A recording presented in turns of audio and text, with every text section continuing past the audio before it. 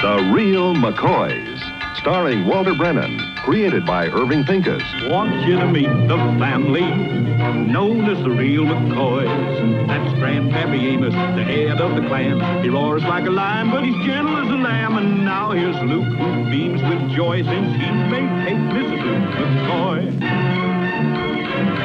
From West Virginia they came to stay in sunny California. Old Grandpappy Amos and the girls and the boys of the family known as the Real McCoys.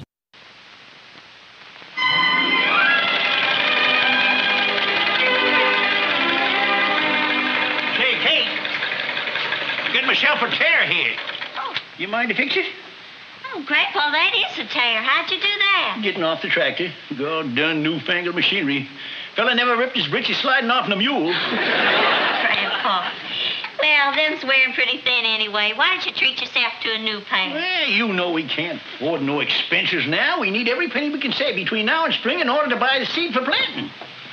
I'll shut these off and toss them out to you. Oh, I can't do it right this minute, Grandpa. I got to finish this dress first. Oh, getting yourself all fancied up for a PTA meeting, are you? No, Grandpa, this ain't my dress. It belongs to Miss Johnson. I'm altering it for her. Altering it for Miss Johnson? Uh-huh. How come she don't do it herself? Well, you know, she's awful busy with that real estate business. Oh, one of them there carrier women, huh? You're so busy doing a man's work, don't get time to go home and do what a woman's supposed to do. Oh, goodness. It's just being neighborly, and besides, it's easy for me, and I got the machine, and I got the time, and it's just a little bitty old sewing. It appears to me there's more than a little bitty old sewing. I bet she ain't neighborly enough to pay you for it, neither. What are you getting so riled up about, Grandpa? Women folk are always doing things to help each other. One thing to do things to help each other, another thing is take advantage. Now, Kate's a McCoy now, and she ain't nobody's slave. Besides, she hadn't ought to work too hard. Poor puny little thing. I'll give you these overalls after you get through the dishes tonight. I didn't mean to make him so angry. Oh, don't fret about it, sugar babe. Grandpa's just... Well, he's just being Grandpa. And that's taking in an awful lot of territory. How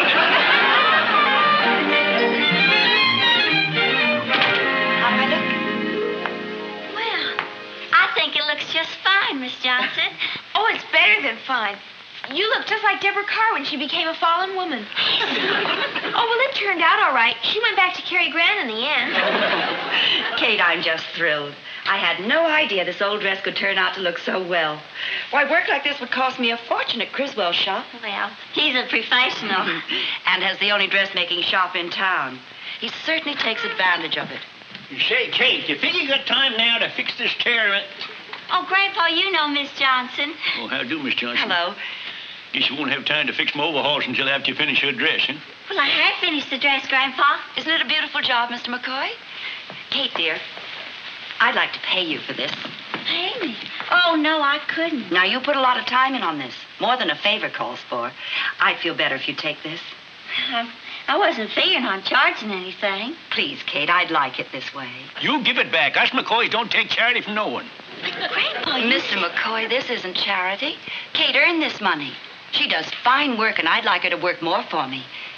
If it's all right with you, Kate, I'd like to tell all my friends about you. Do you mean that, Miss Johnson? Do you think I could really make some money with my sewing? I'm sure of it if you're the least bit interested. Well, she ain't. Us McCoys provide for our women. They don't have to work. You don't have to make up your mind right now. Think about it and let me know. Miss Johnson, it does sound like a right interesting idea, and I will let you know. Thanks again for this. You're welcome. Bye-bye. Bye. Hey, you ain't serious about this, are you? Well, Grandpa, you said yourself we could use a few extra dollars, and this might be a way of helping. Well, we don't need no help from the women in this family. You leave the worrying to us men. But if I could earn a few extra dollars, then there'd be less to worry about. We've been doing all right. Have you ever wanted for anything since you become a McCoy? Why, you got everything a woman can hope for. Got a kitchen with running water, inside wash tubs, a folding iron board, an egg beater, a new carpet sweeper, a can opener fixed to the wall. Well, you just better count your blessings. I'll never hear no more of this nonsense about you going to work.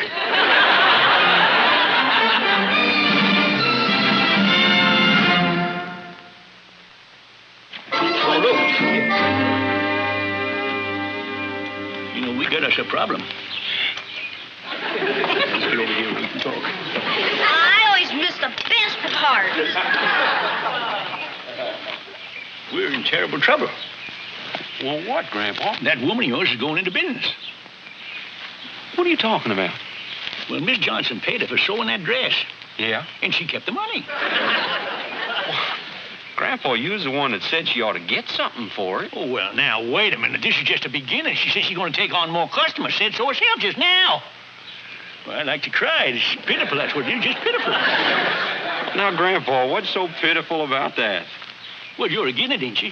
Well, why should I be? I think it's a fine idea.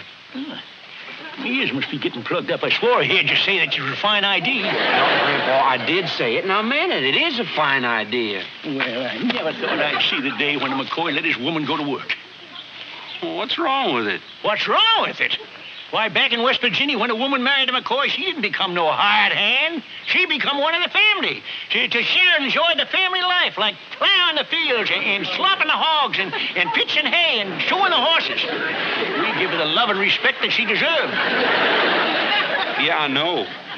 Aunt Emma got so exhausted from all that love and respect, she died when she was 40. But she went like a lady. I remember poor Clem Hawkins, when his wife went and got a job in a department store. Why, Clem was so ashamed that his wife was working, he went and told everybody she run off with a traveling salesman. Grandpa, ain't you making a big fuss over nothing? All Kate's gonna do is a little sewing in her spare time. Oh, that's the way it all starts. Just a little sewing in her spare time. Well, pretty soon she goes into town and opens up a sewing shop of her own, see? And starts wearing tailored clothes and getting the hair bobbed off. Grandpa, remember this is little old Kate we're talking about. Yes, little old Kate, all right. But as soon as she gets a taste of business life, she becomes big, important Kate. You become little old Luke. What do you mean? I mean she'll be supporting you. You'll end up in the kitchen doing them female chores with an apron around your neck. Wait a minute, Grandpa. No, sir. No. I ain't gonna be standing in no kitchen over no stove wearing no apron. No, sir. I'm still the man in this house. You ain't gonna be no man. You're just gonna be another doodad around the house for her to come home to, that's all. Doodad? Yeah, after she comes home from one of them conventions. Conventions? Yeah, that's what people in business is all us doing. Leastwise, that's what they say they's all us doing. Grandpa, Kate ain't going to no conventions. No, sir. No, sir, Kate ain't going nowheres. What are you gonna do, boy? What are you gonna do? I'm in the house right now, and I'm gonna nip this thing in the bud. That's what I'm gonna do. I'm gonna stop this thing before it starts. Atta boy, I knowed you had a mind of your own. You bet I have.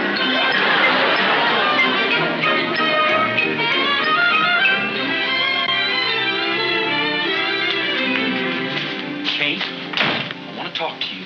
What about, Luke? Well, the first thing you can do is get rid of this.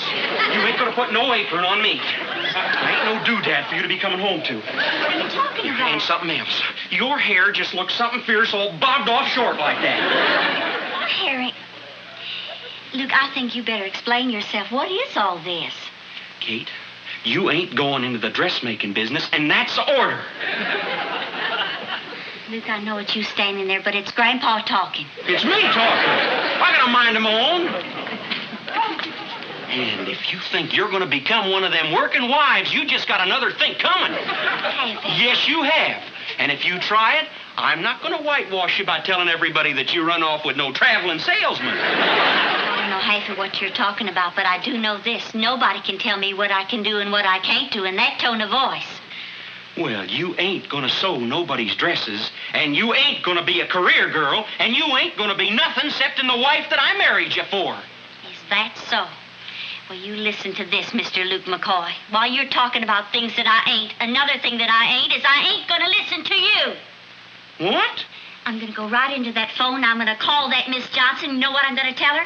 I'm gonna tell her I'll take all the sewing work she can get me.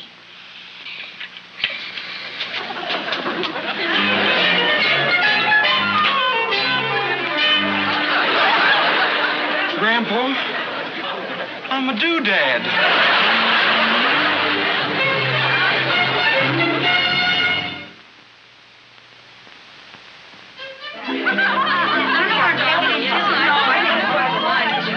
Our own home turned into a YWCA. It's sickening.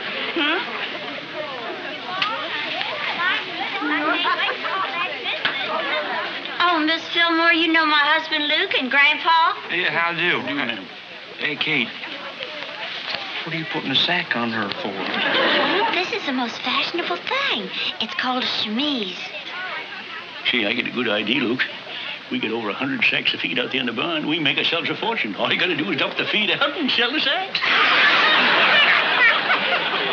And for women that need a little help, we'll just leave in some of the feed. I think that's a bit funny, Luke.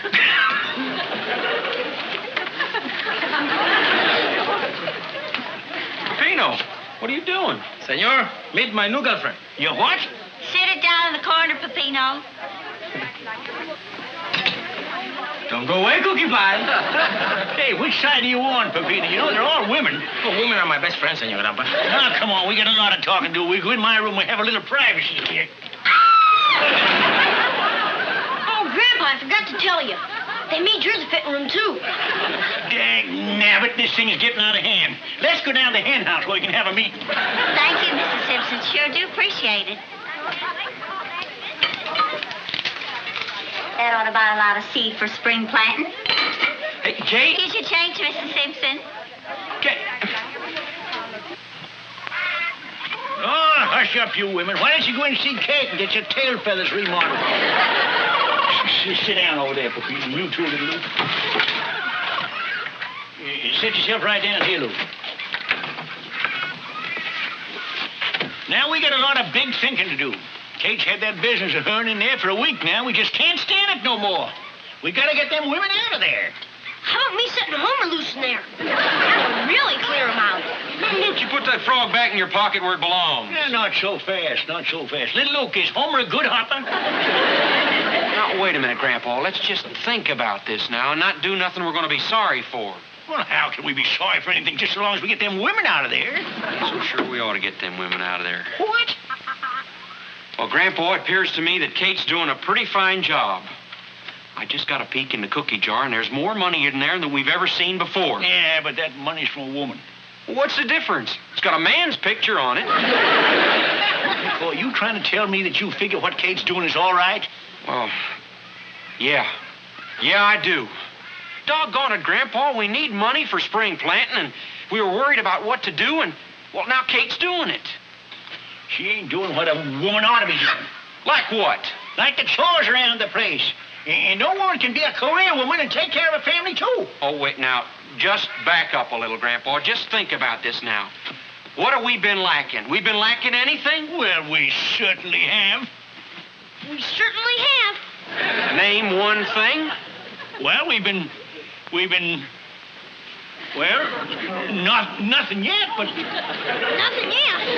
You just wait till tonight. Yeah, wait till tonight.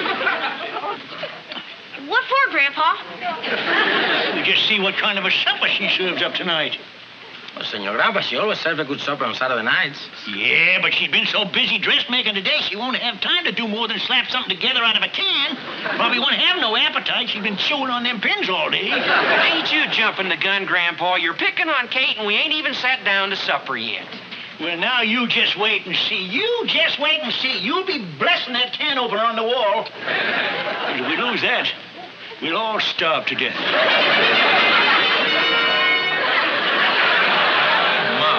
Won't they think of canning next? Golly, would you look at all this stuff?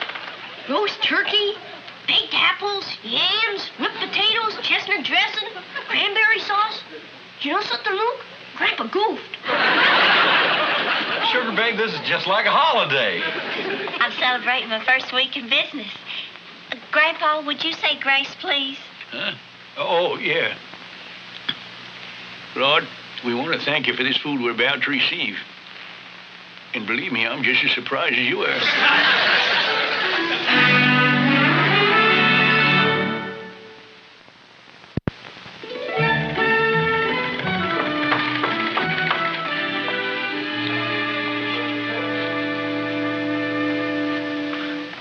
Mrs. McCoy? That's right. My name is Criswell. I have the dress shop in town. Oh, yes, I know. Won't you come in? So, this is your salon, eh? Well, it's my home, if that's what you mean. Mm-hmm. This a sample of your work? Yes, I just finished that. Of course, it does want pressing.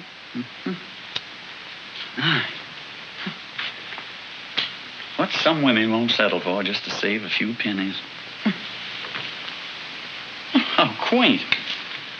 I haven't seen one like that for years. Don't tell me you do your work on that. Is there something I can do for I'll you? come right to the point. Mrs. McCoy, there's no sense in your continuing with all this. I beg your pardon? Oh, come now, Mrs. McCoy. You and I both know that women are bargain hunters, but in the end, quality will count. So there's no point in trying to compete. All your customers will only be coming back to me. Excuse me, would you please?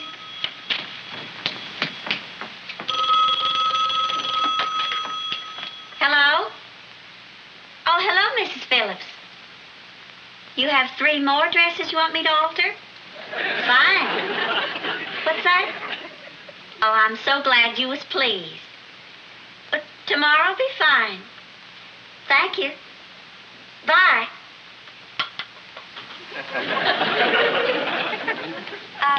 You were saying, Mr. Criswell? Mrs. McCoy, it's absolutely ridiculous for you to keep fighting me. If it's a matter of prices, I can undercut you any time I choose, for as long as I choose. I can run you right out of business. Do you realize that? Maybe you can, Mr. Criswell. Well, there's no maybe about it. However, I'm a fair man. I realize that you started all this because you needed some money. Well, I'll solve that little problem for you. I'll simply buy you out. Mm-hmm. Here you are. That ought to do it. $100. It's simply a business deal. There's no need to thank me. I don't intend to thank you, Mr. Criswell. Why? You can't buy me, Mr. Criswell. You tore it. Now, see here, Mrs. McCoy. I've tried to be a gentleman about this, but if you insist on being hysterical... I don't intend to be hysterical, Mr. Criswell.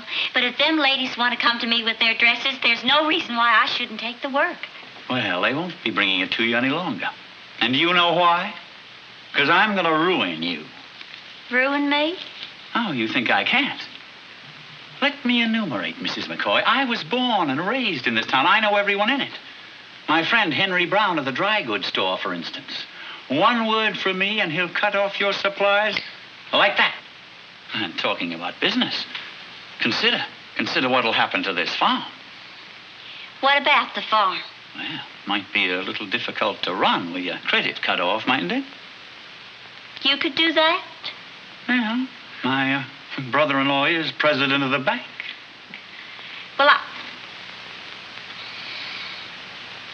I guess I don't have too much choice, do I? Oh, Luke, Grandpa.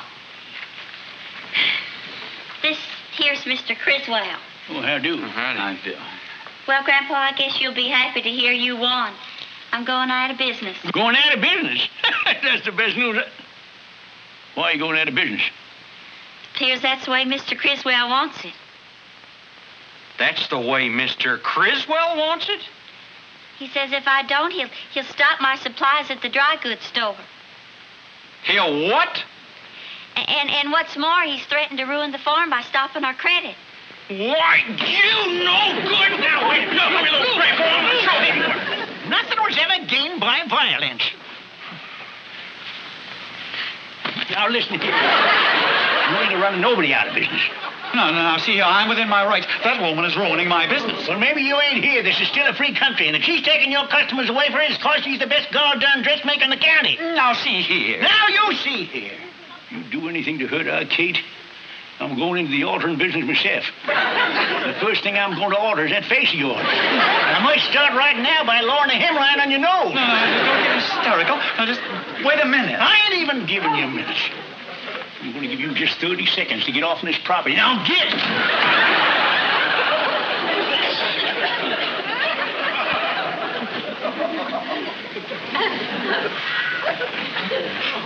You sure give it to him good, Grandpa. Thank you, Grandpa. Thanks for what? Guess a man's got a right to throw a skunk out of his own house, ain't he, without everybody blubbering about it? I didn't mean just that, Grandpa. I meant for what you said about me being the best dressmaker in the county and all. Well, yeah, if you want. Why, all these women wouldn't come flocking around you like they do, and we wouldn't have the good business we're having. Grandpa, you said we. Does that mean you approve? Well, I guess it ain't so bad. You're making a few extra dollars, which we can use, and you're still looking after the rest of the family, all right? Grandpa, I know how hard it is for you to admit you was wrong, and you're a mighty big man for doing it. I'm proud to be one of your kin. Oh, for crying out loud. We're going to get mushy about this thing. I'm going to get mushy with the female.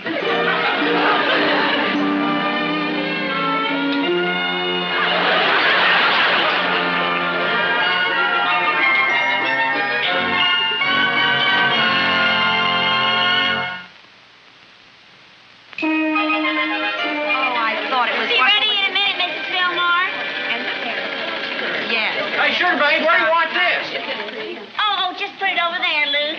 You sure have a going business here, Kate. Well, come weekends, everybody pitches in. How's your grandpa taking it all? Well? Hey, Kate! Any more dresses for pressing? I'm still good and hot.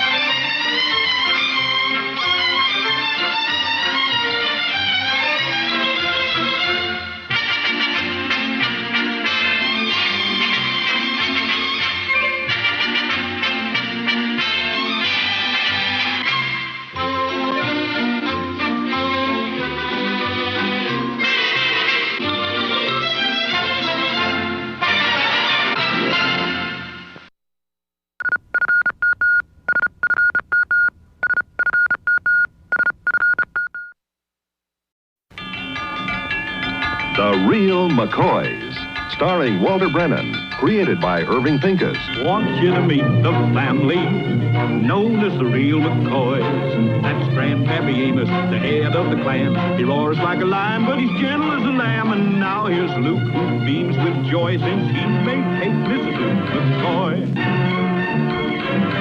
From West Virginia they came to stay in sunny California. Oh, Grandpappy Amos and the girls and the boys of the family known as the Real McCoys. You just go ahead now, George, and guess. Go ahead, guess. Oh, how would I know? 6? 6? Well, first off, you get 2 minks, see? A he-mink and a she-mink. And the first thing you know, you got nothing but mink. Just as far as the eye can see. Oh, go on, Amos. Honest? Just waves of them. Now, let me get this straight. I put up $100 for the first he-mink and the first she-mink. And we're partners? Well, sure, you won't have the crop. Yeah. Seems to me, Amos, I heard that minks are kind of delicate animals, and if you don't exactly know how to raise them, why, you can lose them faster than you can grow them. And did you ever raise any, Amos? Hey, there's another thing, George. Do you realize the demand there is for mink coats? They ration them now, you know, 1 mink coat to a customer. Yeah? Yeah. 1 coat to a customer, huh? But did you ever raise any, Amos? Just as far as the eye can see. In every direction. Yeah? But did you ever raise any, Amos? Did I ever raise it? Did I ever raise any minks, Luke? Tell him. Mink? Did you hear the boy? Did I raise him or didn't I? All right, Amos, it's a deal. When do you want the money? Oh, no hurry about that. I'll go along with you now and get it. Okay, partner, we're in business. Oh, George, you going into partnership with Grandpa? Very sure. Hey, come your on, grandpa George. Me, your grandpa... Hey, George, is that one of your sheep out there roaming around the road? Grandpa Look at that truck bearing down on it. Ah, Amos, that's Mr. Bartley's dog, and there ain't a truck in sight. Yeah, Kate, your grandpa's been neighborly enough to let me in on his mink racing deal. Mink racing? Do you know anything about mink racing, Grandpa? Does he know... Do you know anything about mink racing? The gal says.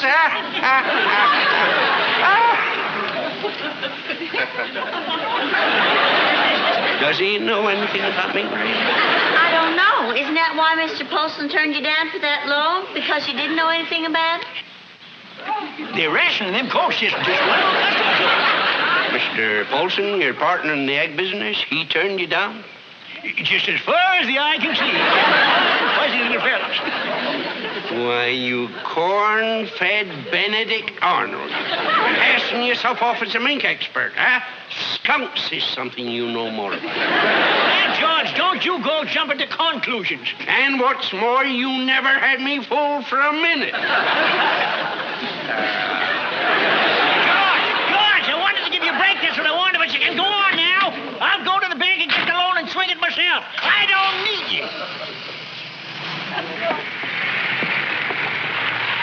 Well, there goes a fortune right out the window.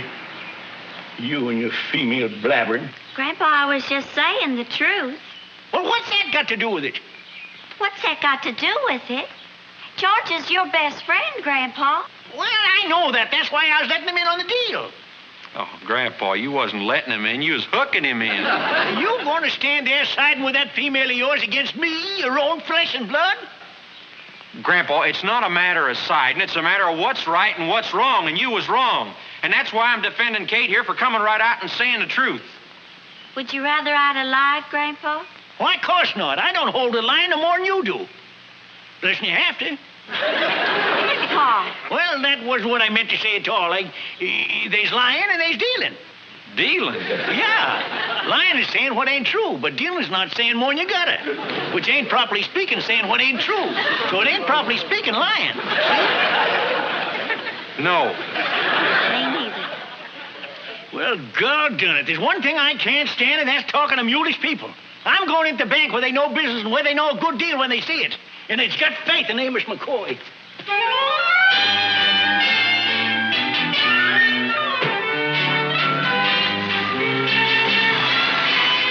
Next time I want to change of $5, I ain't coming here to get her. Trust a business house that pulled the shades at 3 o'clock in the afternoon anyway. Imagine that. Wouldn't loan me, Amos McCoy, $100 measly. And why? Because they ain't got no credit record, they said. Credit record? Ha! How can I get a credit record? Never borrowed nothing. Seems to me a man to get respect nowadays has got to owe money. Right? Right?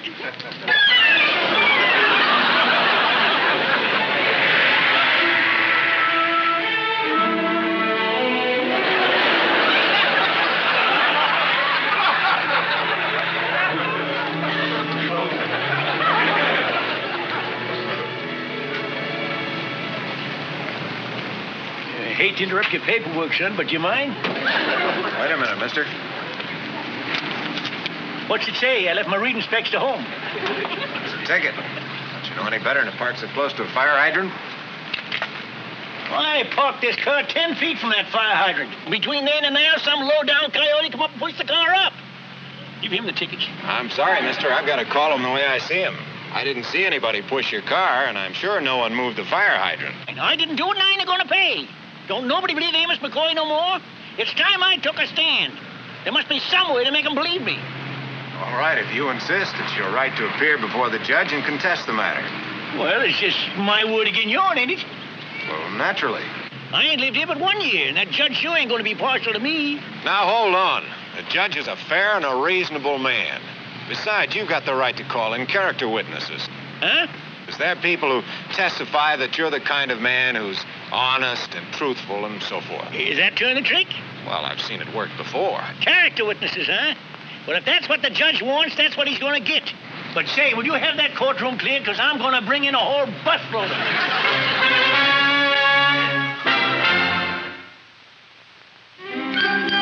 Tell me again what it is you are, Senor Ramba.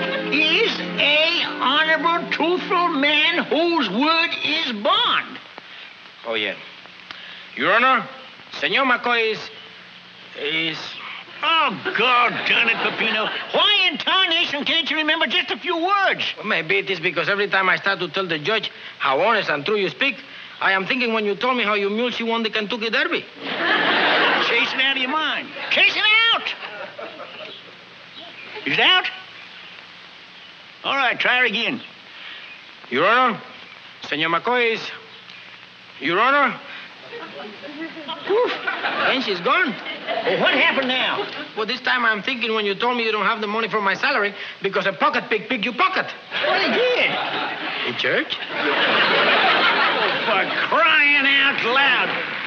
Well, go on. I got a feeling I ain't gonna need you anyway. Hey, Charlie, hold her up. Howdy, Amos. Got a letter for you from West Virginia, from S. Parker. Yeah? Want me to read it to you? No, not right now. I want to ask you a favor. Now, you think well of me, don't you? Well, of course. Well, good, good. You willing to tell the judge that? Judge? Oh, this ain't nothing criminal. It's just I'm fighting an unjust parking ticket. Now, I claim it ain't my fault. And all I want you to do is go in there tomorrow and tell the court that I'm honest. Well, sure. Tomorrow, you say? That's fine. That's my day off. Good, good. You say your word will carry a lot of weight, too, you being a government man and all. Would you wear your uniform? I'll give him the works. I'll wear my 25-year pin and all. Shall we read the letter from S. Parker now? Go ahead.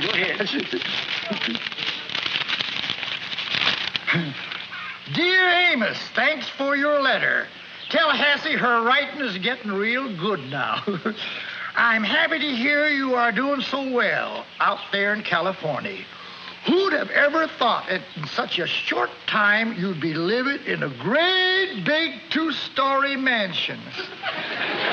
Go ahead. You sure must have struck it rich, having a big swimming pool and all. What I wouldn't give to have a 3-car garage with a limousine and them little sport cars. Ez must be turning green. You know, he was the one who advised me not to come to California. You told him you were living in a big 2-story mansion with a swimming pool and all? Oh, of course not. That'd be lying. All I'd done was slip in a picture of a moving picture actor's house, and I said, this beats anything we was living in back in West Virginia. Now, if he wants to jump to conclusions, that ain't my fault. Right, Charlie? I don't know. Well, I didn't say it was my house. I just didn't say it wasn't. Well, I know, but... You see, never mind this now. I'll get Luke to read it to me tonight. I'll see you in court tomorrow, huh? Well, I'll tell you, Amos, I just remembered. I'm afraid that I won't be able to make it. I got to work tomorrow. Well, you said it was your day off. Well, I always work on my day off. I'm kind of patriotic. Goodbye.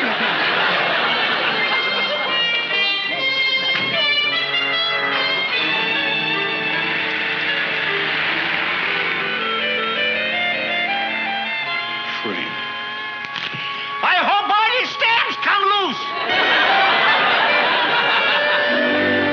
Friend? No use, Amos. I ain't putting up the $100 no matter how loving those little fellas are. Now, look. I didn't come over on account of that. I come over because... Say, you ain't holding no grudge against me on account of that business deal we had yesterday, are you? No, of course not, Amos. You was only doing what comes natural. Well, of course, you know, in a business deal, a man's got to give himself just a little bitsy edge, huh? Yeah, sure. Oh, sure. I knowed you'd say that, you know. And then when I says to myself, who can I get to do me a favor? And the first thing I think of is my good friend and neighbor, George McMichaels. Amos, come to the point. Well, now, if someone come along and asked you what you thought of your good friend and neighbor, Amos McCoy, what would you say? Well, now, I'd say he was a hard-working man. And truthful? And a right shrewd fella across the checkboard. And truthful? And a man who keeps his farm in mighty good shape. Now, look, old friend, all them things you're saying is mighty nice. But what I want to hear you say is that I'm a truth-saying, gospel-speaking man. And what I say is a fact. You? Yeah. Truth-saying, gospel-speaking? Yeah. Hard-working won't do it. Truth-saying, gospel-speaking? Yeah. How about clean and neat? No, truth-saying and gospel-speaking. That's it, huh? That's it. Sorry, Amos, couldn't do it. All right. I can take a hint. And if you can't say a good friend and neighbor's an honest man, then I don't want nothing more to do with you. And don't bother coming over to play checkies no more. 'Cause you ain't worth cheating on.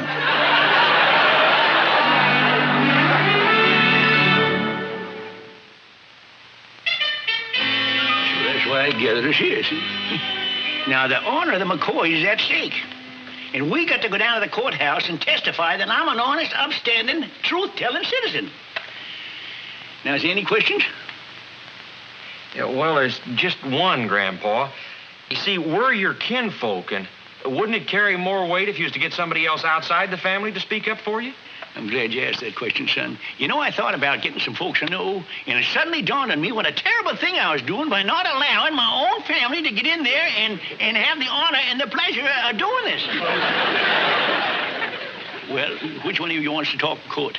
I'll do it, Grandpa. Yeah, that's right. Nice, you little Luke, but I think it'd be a little more fitting to Kate or Luke to do it. Well, Grandpa, it is a nice honor, but don't you agree with Luke it might be better if George and Peppino did the talking for you? George and Peppino's nothing but a couple of low-down, yellow-bellied coyotes, just like the rest of my ass. So you did ask somebody else. And they all turned you down? Well, all right, yes, I did ask him, and they turned me down. George is still bellyaching about that mink deal I offered him, and Peppino's got some fool idea in the back of his head about me sort of being loose of the truth. Can you hear such nonsense? No, it ain't altogether nonsense, Grandpa. What? Well, you already know how Kate and me feel about that mink-raising scheme, and, well, you do tell Peppino some pretty tall tales. That's enough. My own family's siding with the outsiders. I never thought such a thing had happened. But, Grandpa... Don't you but Grandpa me. I was put on this earth a lot of years before either one of you was here, and I get along without you then, I can get along without you again. I'll do it, Grandpa. I'll lie for you. That's the deepest cut of all.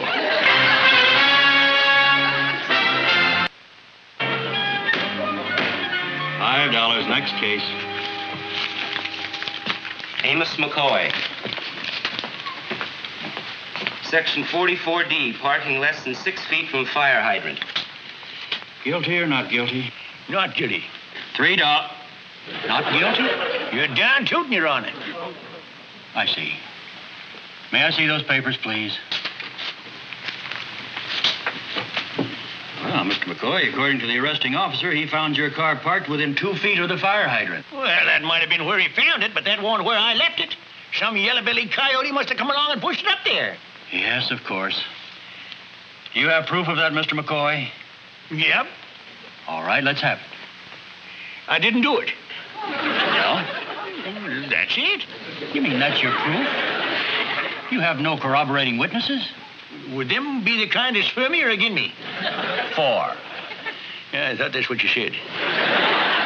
No, Your Honor. In that event, Mr. McCoy, we'll have to accept the word of the arresting officer. $3. Next. I said $3. I heard you, Your Honor, but we ain't finished yet. Oh, we're not? No, I ain't going to pay it. You ain't going to pay. I mean, you're not going to pay? No, that's the way it stands. Now, if I was to pay, you see, that'd be just like saying I was guilty, which I ain't.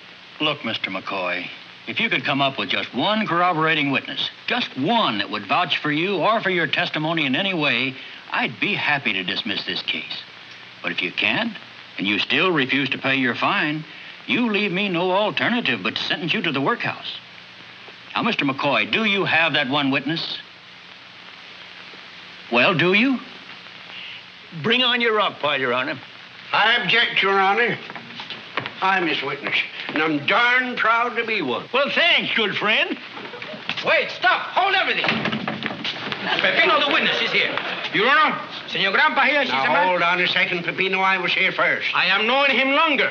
Your Honor, Senor Grandpa here, she's There isn't a finer man in the country, Your Honor. I'm from the U.S. government. 25-year man. Hello, Charlie. Are you here as a witness, too? That's right, Judge. And I'm here to swear that... You just wait your turn. We were here first. Your Honor, I have here a written statement. In reference to the defendant? Si, senor. One of the finest men the world has ever known. An honest, upstanding citizen respected by one and all. Well, now we're getting somewhere. It is well remembered how, as a boy, when he jumped down the cherry tree, he told his father, I cannot tell a lie. I didn't get my little hatchet. Let me see that. That's right. Well, it seems we have proof here that George Washington never parked close to a fire hydrant. You better paste this back in your history book. Thanks anyway, Pavino. You was getting pretty close here. If you're going to testify here, you're going to have to be sworn in. Sworn in? That's right. You'll have to take an oath to tell the truth, the whole truth, and nothing but the truth. Now, who's going to be first? Judge, this swearing in business, that means if we don't tell the truth, we're committing a crime, right? Of course. Well, I can swear that he always puts the right amount of postage on his letters and never cheats the U.S. mail. Your Honor, I'm here to tell what a crackerjack fisherman he is, and a darn good checker player, too. Oh, I'll swear on that. Hold on! Judge, we're here to speak for our grandpa. No, you just better forget about testifying. What, Grandpa? We're here, ain't we? Yeah, I know you're here, Kate, but the judge just brought in something new and sort of sneaky-like where you got to give an oath saying you'll tell the truth and nothing but the truth. So I guess I'll just stand up and take my medicine. I'll do it, Grandpa. Me too. You will? Judge, I got some real witnesses. Will the witness take the chair, please? Place your left hand on the Bible. Raise your right hand. Do you solemnly swear to tell the truth, the whole truth, and nothing but the truth, so help you God? I do. State your name. Kate McCoy. Miss McCoy. It's Mrs. McCoy. She married into the McCoys, but she's as real a McCoy as there ever was.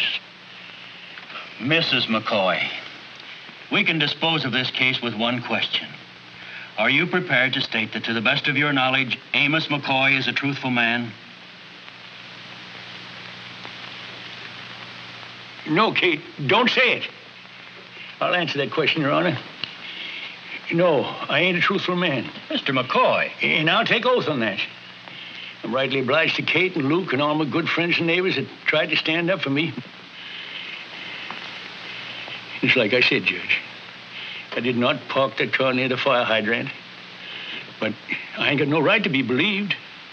I've been shading the truth so long now that somewhere along the way I sort of lost sight of the fact that I was doing it. And I'm rightly sorry.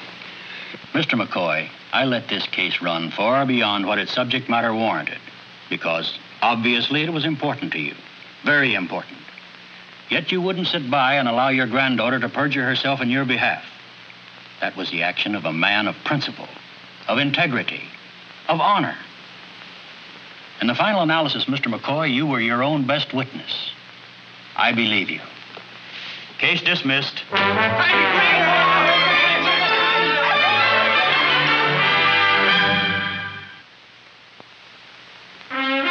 So rightly nice about it, I just wanted to come in and sort of pay my respects, as it were.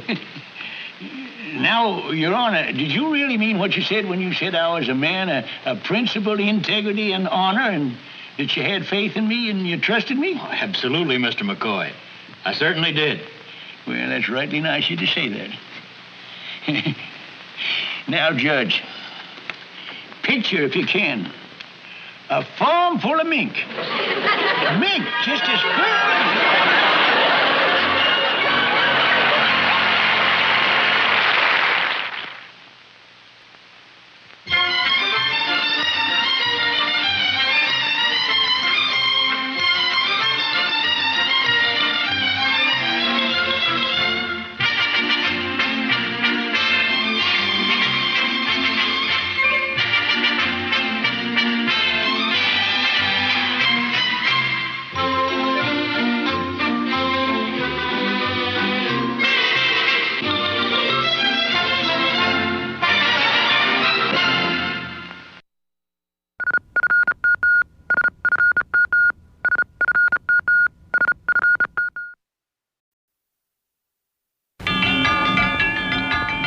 Real McCoys. Starring Walter Brennan. Created by Irving Pincus. Want you to meet the family known as the Real McCoys. That's Grandpappy Amos, the head of the clan. He roars like a lion, but he's gentle as a lamb. And now here's Luke, who beams with joy since he may take Mrs. Luke McCoy. From West Virginia they came to stay in sunny California. Old Grandpappy Amos and the girls and the boys of the family known as the Real McCoys.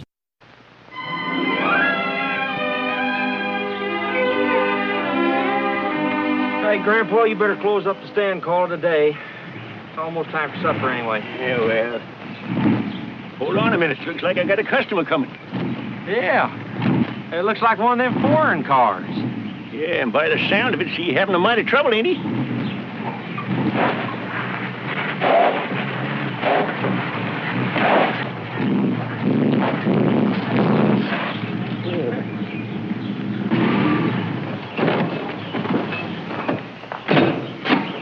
Howdy. Hello.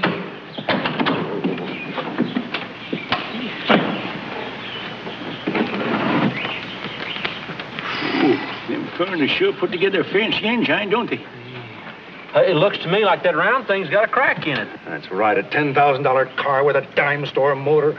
I'll have somebody's head for this. Darling, with all your influence in Washington, why not just have the car deported? If you don't mind, dear, save the jokes. See, there's a first-rate mechanic down the road a piece. Thanks a lot, Pop, but this is not a tractor. This is an automobile. Well, now, Jet. Thank you, but I don't think a mechanic would be any help. You see, one of the advantages in traveling in a custom-built car is that you have to send 3,000 miles when you need a part. How far do they respond, Pop? Well, it just so happens we got one in the house here. Don't know as you care to use it, though. It's an old-fashioned model made in this country. Oh, you're a scream, Pop. Show him where it is, Luke. Watch him. Oh, this is such a sweet place. Well, it's a mite rocky for a farm, and it ain't quite big enough for a ranch, but it's all we got. Not all you've got. Do you suppose there's any way I could ship some of this fresh air back to New York City? Why, don't it get out that far? Haven't you ever been there? No, I ain't. I don't cotton much to big cities.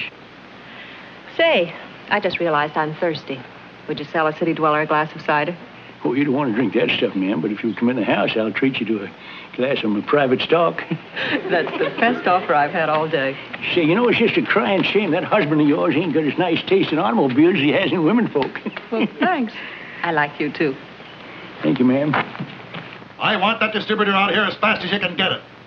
And you better go on a diet for the next few days, because when I get back to New York, I'm going to make you eat that crummy car. 2 days. 2 days before they can get hold of a distributor and fly it out here. And what are we supposed to be doing with ourselves in the meantime while we're waiting? How far is it to the nearest hotel? Oh, there's a nice motel about 15 miles from here. 15 miles? Roger, take one of your green pills and relax. If you blow out your distributor, they won't be able to fly out a new one from New York. We got us a spare room. Oh, thanks, but I couldn't put you to the trouble. Oh, it's no trouble at all. We'd be glad to have you. Well, Thanks, but we're not interested. I apologize for my husband.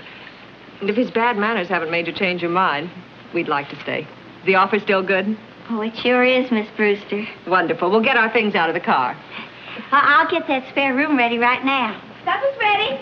Oh, good. Mr. and Mrs. Brewster, this is my sister Hassie, and that's my brother, little Luke. Well, how do you do? Why don't you let your things go till later and sit down and have a bite of supper with us? Well, we'd love to. Where can we wash up? Right this way. Cynthia. You know I can't eat just anything. My stomach. It's killing me right now. Roger, dear. Perhaps if you'd give your tongue a rest, your stomach would quiet down, too. Now, come along. The only good thing about a second honeymoon is that you realize what a mistake the first one was. Are they married? Yeah. To each other? Yeah. Well, how come? Couldn't they find anyone they liked? Like each other. Well, they sure don't want no one to know it. What's the matter about all the time? Now, little Luke, you stop talking that way. He's probably a nice fella inside. Yeah, way down deep inside. When he was passing out dispositions, why, he got one that's intended for a black widow Spidey. Go on, get your supper.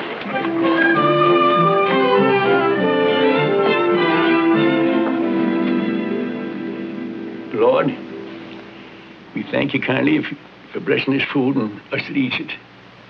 Amen. Well, go ahead and dig in, Mr. Brewster. I don't think I'm hungry. Nonsense, Roger. Of course you are. If you don't mind, darling, my stomach and I are perfectly capable of deciding when we're hungry and when we're not. Maybe if Mr. Brewster ate some of this simple food, his stomach might think he went and lost his money. Excuse me. I think I'll go to bed.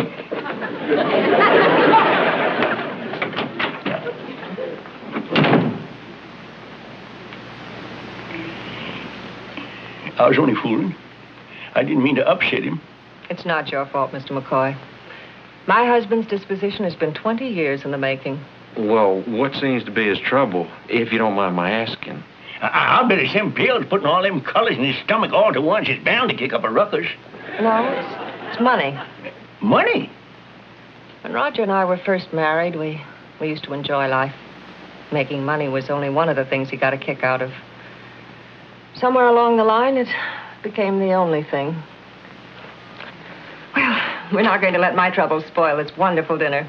Mrs. McCoy, I must compliment you. Everything looks delicious. Thank you kindly. Well, Grandpa, mind your manners. Oh, I forgot.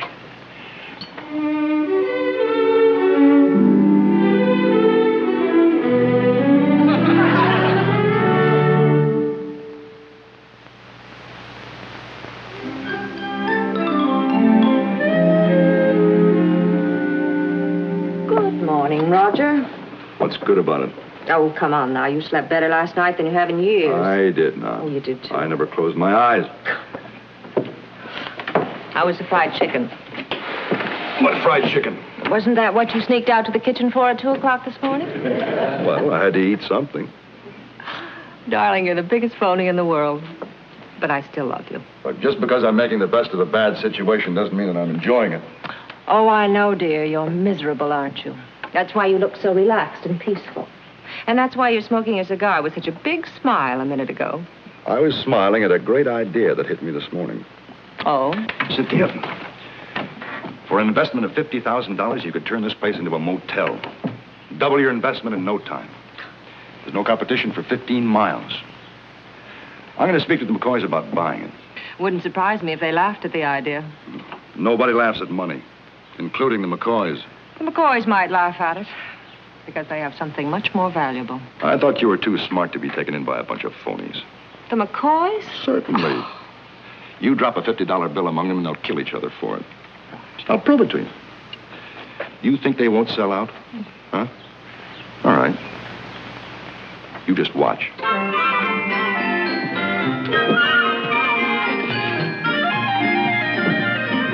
Oh, that was a wonderful dinner. Roger, I haven't seen you enjoy food that way in 20 years. Oh, you sure looking better than you did yesterday. Well, I must admit I feel much better. You have a little game of checkies, Mr. Brewster? No, thank you. You two go ahead and play. I'll just watch. You get out the checky board, Lukey. Yeah, let's have a little game, huh? I have a business proposition for you. Well, if it's about that automobile, I wouldn't give you 25 cents for it. That's very funny, but that's not exactly what I had in mind. How would you like to make, say, $10,000? $10,000? Say, you was out in the sun a little too long today, wasn't you? Here's my idea without wasting words. I want to turn this place into a motel. Hey, see, I'll buy you out.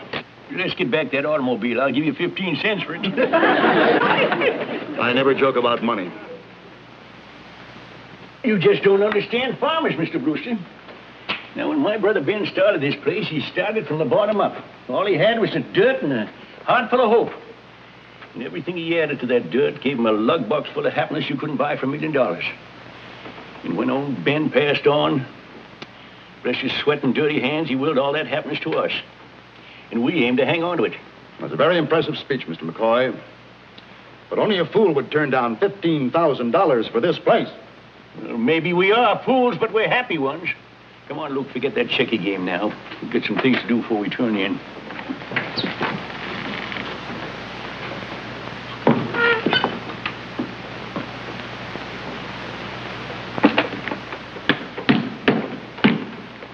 What's so funny? That look on your face. You look like a mole who's getting his first glimpse of sunlight after 20 years under the ground. Well, they just don't know, that's all. They're ignorant, but I'm not licked yet, not by a long shot. Oh, yes, you are. Why don't you just give up? Oh, Cynthia, dear, I didn't get where I am today by giving up.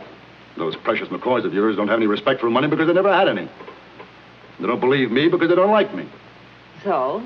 So, I simply give them 2 easy lessons in Dr. Brewster's course in human nature. A, to know money is to love it. And B, to know Brewster is to love him. Roger, you're wasting your time. Cynthia, you're in for an education.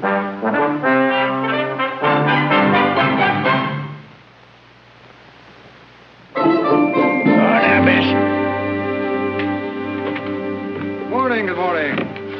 Hard at it, I see. What are you doing up at 5 o'clock in the morning? Thought you'd still be in bed, flattening down your ears. Oh, you can't keep an old farm boy in bed once he gets the smell of this morning country air. Old farm boy, huh? That's right. Indiana, born and bred. It's had soft hoe handles back there. A long time ago. Say, how about letting me help you? A man doesn't need calluses to milk a cow. Think you can do it? I think so. And I bet you don't get a thimble for. Well, let's see now. Yeah, Mr. Brewster. That's a wonderful touch you got there. Yes, sir, a wonderful touch. You're all right, Mr. Brewster.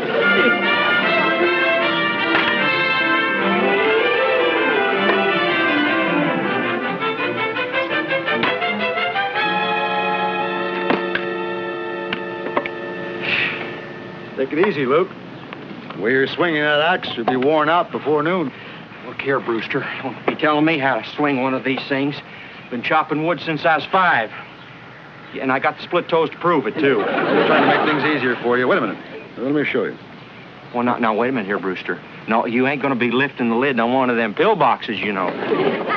One false swing, and your wife's going to be a whole head taller than you. Hey, Brewster, you're pretty good. Luke, why don't you go in the house and take a bite of that apple pie that Kate just made? That girl sure can bake. Oh, well, thanks, but no, I better... Go ahead. I'll take care of this. Doggone it, Brewster. You're all right. Hey,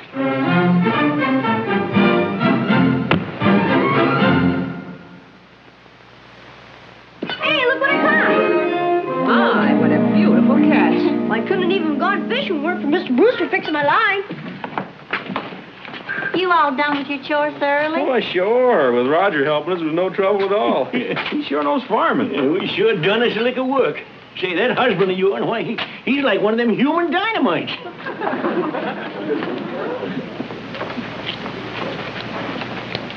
To know Brewster is to love him.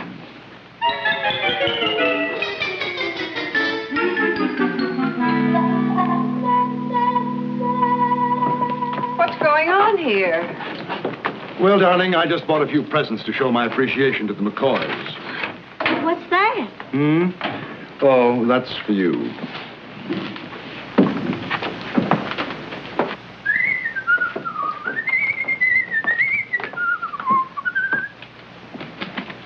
To know money is to love it.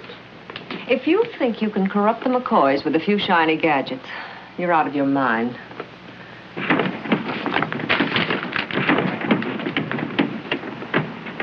Gentlemen, for you. Hey, what's this all about? It's just a few presents from a grateful guest. Oh, look! One of them electric whiskey cutters. Jingles, ain't that pretty? How's she work? Well, I'll show you. Where's the wall plug? Oh, yeah, there's one behind the desk there. Yeah, Grandpa, sure. Well, here's what you do. You take this cap off here, undo your cord. Now you plug in this end at this side of the shaver.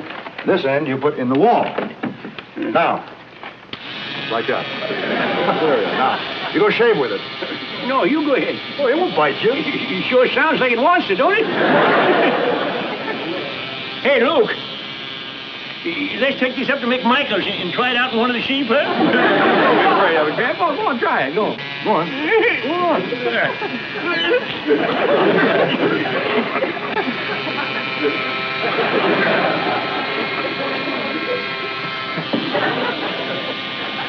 great balls of fire. You say that's as smooth as an apple. That's the greatest invention since mail order teeth. I don't know how I'm going to thank you, Rog. No. I know. My Sunday overalls are yours. Say, I wonder if this will work on a worn-out shirt collar. Let's see what I got here. Huh?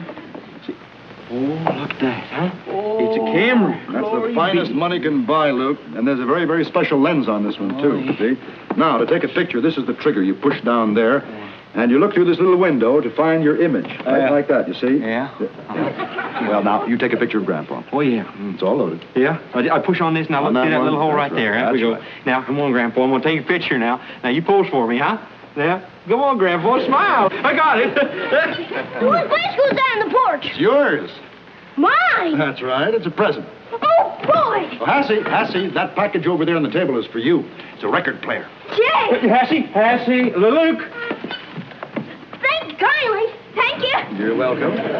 Sure was nice of you, Roger. Think nothing of it. It's just a small example of how much enjoyment money can bring into everyone's life. Come here, everybody. Come here. Look at that. Oh. Hey, look at there. Look at Luke. Now, spot on it. When I put it in the machine about 2 minutes ago, it was just full of grease. Now, look at it. Feel of that. All done with electricity. Oh. Look at this camera here. Now we can take our own pictures. Ain't that wonderful? Why don't you take a picture of the washing machine so I can send one to my mom? Yeah, look. Take a picture of me sitting on it, shaving myself. That'll bug their eyes out. Oh, Mr. Brewster, I don't know how we're ever going to thank you for all these wonderful presents. Yeah, you sure are mighty generous, Roger. Yeah, I sure learned my lesson not to judge a man at first sight. You've got nothing to thank me for. I'm just giving you a small taste of the happiness you can buy with money. How's that? Look at this machine. It does the wash just like that. No work, no bother, no fuss. Isn't it wonderful? Well, this is just one of the many things money can buy to make your life easier. Just how long do you think your wife can stay young and pretty doing all this hard work herself? Roger, stop that. Oh, you love it when people take you for 10 years younger than you really are. Well, it doesn't come free. It costs me plenty. I think you've said enough. These people can't take too much learning of the facts of life. You still talking about us selling you this farm? That's exactly what I'm talking about. I'm giving you a chance to live a better life. And I'd advise you to think it over before you turn me down again.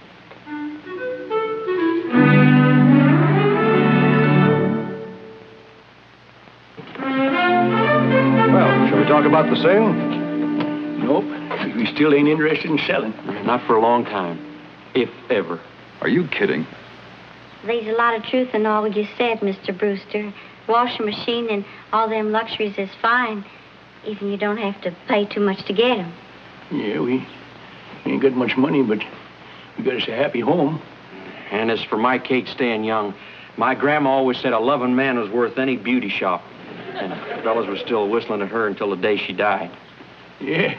When a week went by, I didn't have 4 fights over her. Well, Professor, I want you to know that meeting you is, well, it's been the most wonderful thing that ever happened to me. And I'll never forget you. Mr. Brewster, that was for you. The part for your car will be here this afternoon. Well, I guess we'd better pack. I'd be rightly obliged to you, ma'am, if you'd take along them presents with you. Oh, I wish you'd keep them. Well, I tell you, you get fancy things like them, we like to feel that we earned them. I'll go get the things out of the washing machine. Yeah, I'll bring the other things.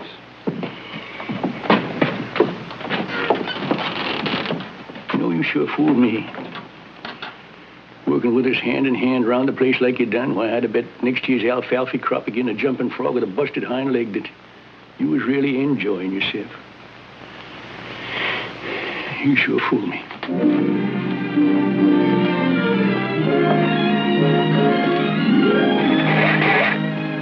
Cynthia, will you hurry up? I'm coming. What's wrong with it now?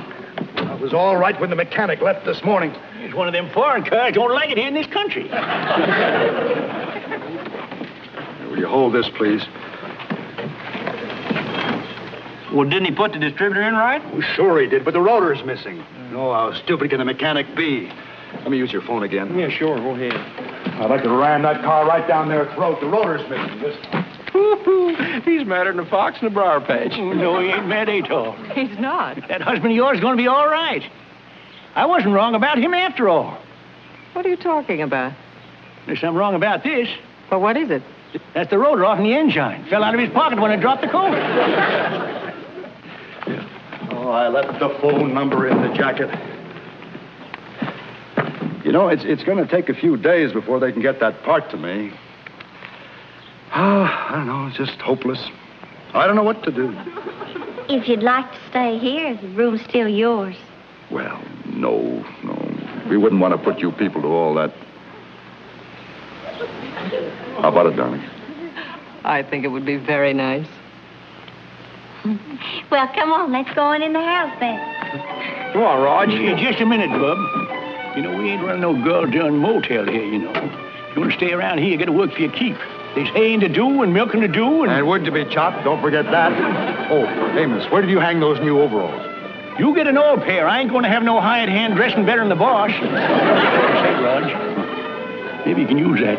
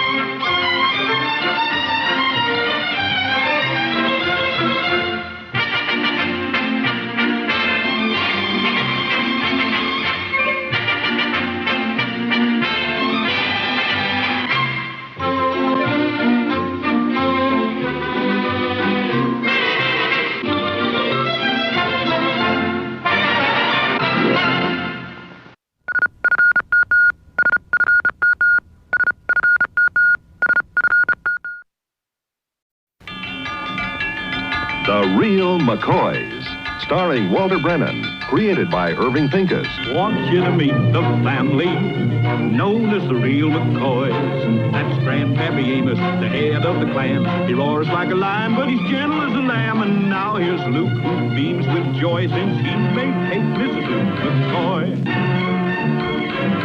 From West Virginia they came to stay in sunny California. Old Grandpappy Amos and the girls and the boys of the family known as the Real McCoys.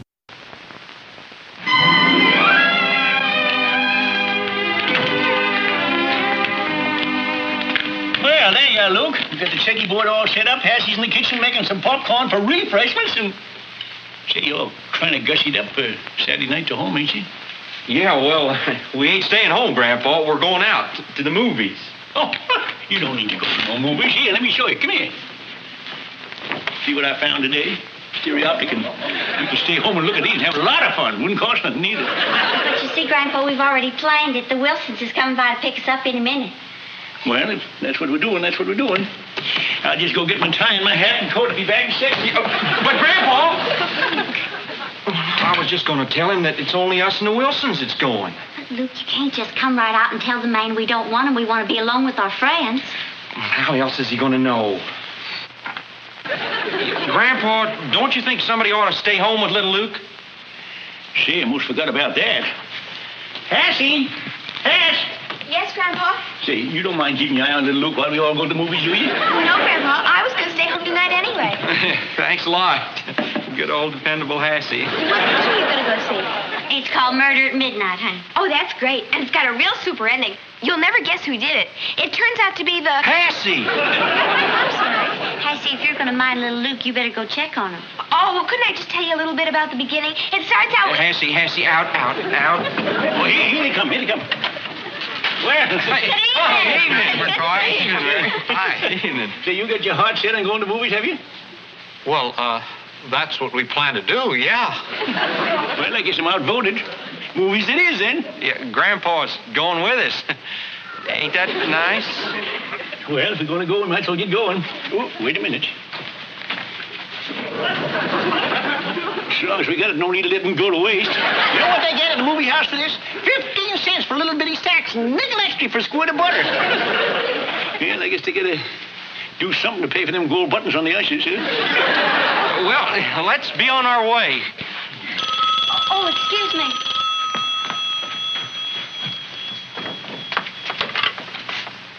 Hello? Oh, yes, Mrs. Wilson. He's here.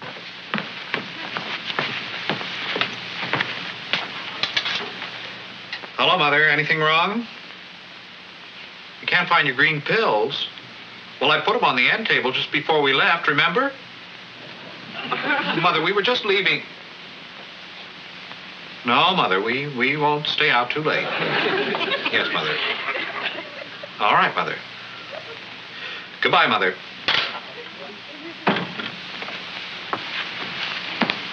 Your mother ain't feeling too well, is she? Oh, I'm sure it's nothing serious. Well, how can you tell? Maybe we ought to stop by and see. We don't mind, do we? Oh, that isn't really necessary, Mr. McCoy. Mother gets these spells quite often, whenever we go out. That's right, Mr. McCoy. No need to worry. Well, shall we go, folks? Now, hold on. You don't know about old folks. I think we'd all feel better if you just stop by and see how she is, and then we can go on about our fun, huh? Well, come on.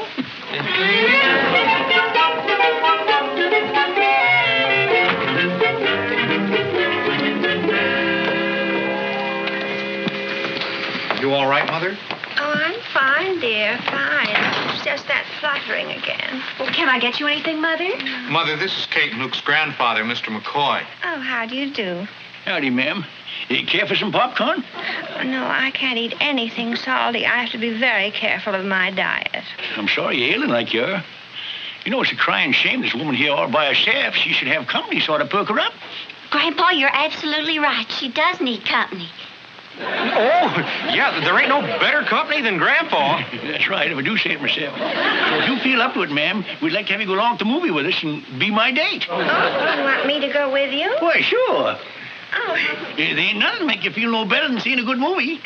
Well, Mr. McCoy, I believe you're right. Getting out may be just what I need. It'll just take me a few moments to freshen up. What picture is it we're going to see? It's at the Belmont, ma'am. It's called Murder at Midnight. Oh, dear, I saw that at the Wednesday matinee. Mother, how could you have seen it at the Wednesday matinee? You were at the doctor's Wednesday afternoon. Oh, so I was. But he was out on a call, so I had to skip my visit. Didn't I mention that? No, you didn't. Oh, well, I don't think you'll enjoy the picture anyhow. It's not much, except for the ending. And once you know the nice young lawyer turns out to be the murderer, it's all over. Well, it sure is all over now. Oh, dear. I've told the end. Yes? Yes, you have, Mother. Well, there ain't no point in going to movies now, seeing as how we know the ending. We can always ask Cassie about the beginning. We might as well go back to the house and have some fun like I was planning. Checky board is out, and we can always pop some more corn. We can have us a high old time. Your game, ain't you, ma'am? Why, it sounds nice. Oh, well, that's what we do. Come on, let's get going. You see, Luke, everything, all this turns out for the best. I guess we better get on home, Mother. Oh, what's your hurry? It's barely 11 o'clock. Why don't you go back there and have some more fun?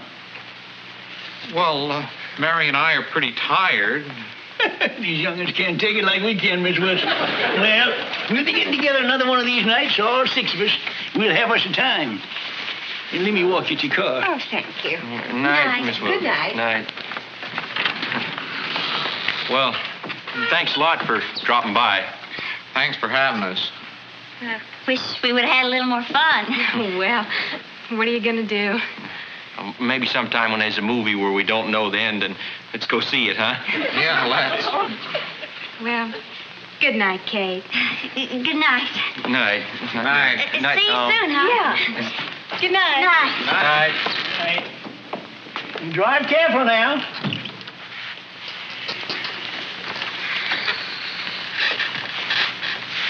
You know, I don't know about that young couple. What do you mean, Grandpa? Well, they don't seem to be worried like they should ought to be about his mother. Well, Grandpa, maybe she ain't quite as sick as she puts on. How can you say a thing like that, Kate? You hear to yourself. In medical science, they ain't even been able to figure out what's wrong with her. Well, Grandpa, from what we heard, maybe there ain't nothing to figure out. Well, now, that don't sound like you, Luke, and I think I know where you got it from. From them young'uns. Maybe if they're around with you too long enough, it might learn them a lesson. How young folks should treat older folks. Well, if that poor woman wasn't ailing so, I'd take her to the Eastern Star dance with me Saturday night. Put a little fun in her life. Well, I guess I'll get on to bed. Night, kids. Night, Grandpa. Night, Grandpa.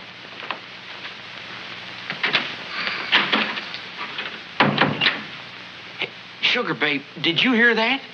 The Eastern Star dance next Saturday night. Well, what about it? We ain't going. Well, of course not, but Grandpa is. Well, don't you see we'll have the house all to ourselves? We can have Tom and Mary over. Maybe we could invite that new couple we met at the PTA, the wife. Yeah, we'll have us a regular hoop-de-doo. Our first real party, Luke. You sure Grandpa's going? Why, he ain't missed one yet, has he? Well, what do you say, Sugar Babe? Did I get a good idea or didn't I? Oh, it's a wonderful idea. Oh, Luke. Well, I was kind of figuring on this party for next Saturday night, but it looks like it's already started.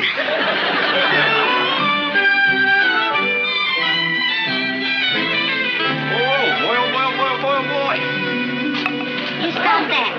That's for the party tonight. Is everything all set with the Wilsons? Uh-huh. They're going to pick up Lester and Lorraine, and they'll all be here about 8 o'clock. And you don't have to worry about little Luke. I'll be sure and keep him out of the way. Thank you, Hassie. She's been an awful big help. Big help for what?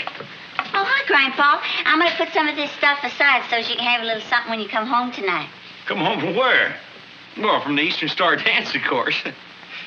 You ain't forgot. No, I ain't forgot, but I ain't a-going. Going? It just wouldn't look right for me to go traipsing off to no dance, now would it? But, Grandpa, you always go. I know, but I couldn't disappoint you kids. When the McCoys gives a party, I gotta stay home and have to make it a doozy. And I'll tell you something else.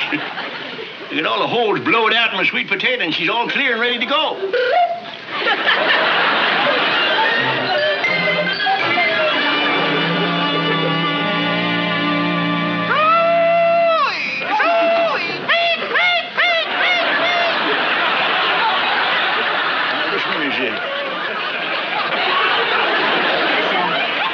Very interesting. You do that very well, Mr. McCoy. One first prize, the county fair. Now listen to this one. This is the one that got it for me.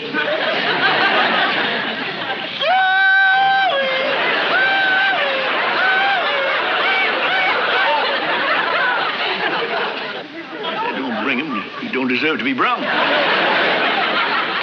Oh, does that just about cover all your hog calls, Grandpa? Yeah, Luke, I'm sorry, that's about all of them. Say, did any of you happen to see that old film on TV the other night? Oh, no, we don't have Maybe get We ought to get a television. Hey, I know some bird calls you might like to hear. Solid juvenile. Wonderful. I do a chicken hawker. Just make the chills run up and down your spine.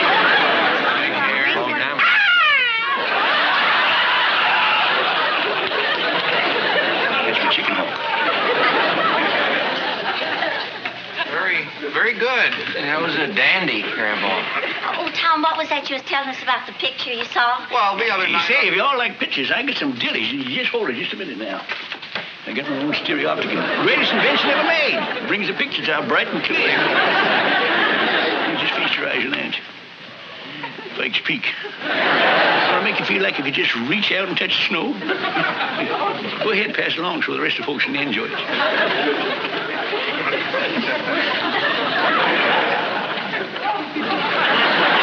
Two set me like a bump on the log.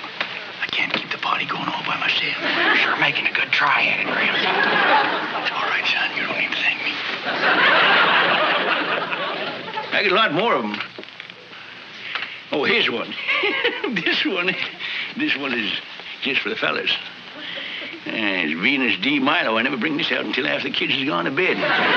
Speaking of bed, we better be getting along. It's getting kind of late, Mary and I. Yes, it is getting late. I think we'd better be going. Well, it ain't even 10 o'clock yet. Oh, Tom's right, Luke. It does seem late, and we have a hard day tomorrow, and if he thinks it's time to go, we better get our coats, too, because we're riding with him, and... Well, don't go. Not just yet. I made a beautiful chocolate cake, and we got all kinds of goodies. Come on, help me in the kitchen, Luke. Yeah. You know, I know what this party needs, just a little music. Now, you just stay right where you at, and I'll go get my sweet potato. And you ain't heard nothing until you hear me play the Cannonball Express. This is a real old foot tapper. So just get your dancing feet ready.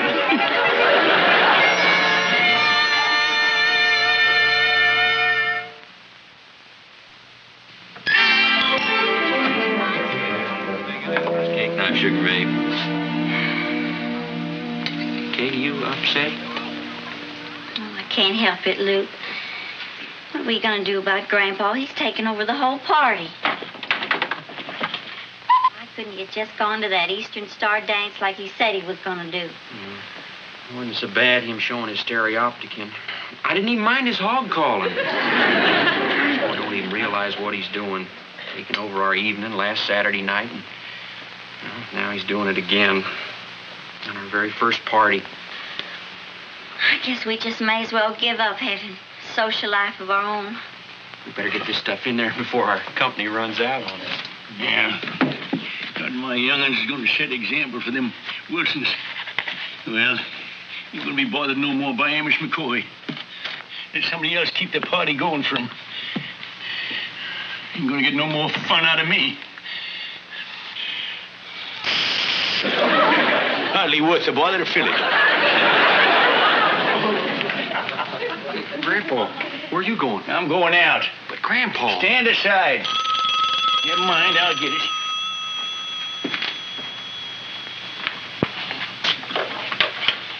Hello? Who? Oh, Miss Wilson. Well, how you feeling? Well, that's too bad. I'm rightly sorry to hear it. Yeah, he's here. Just a second. Tom's your mother.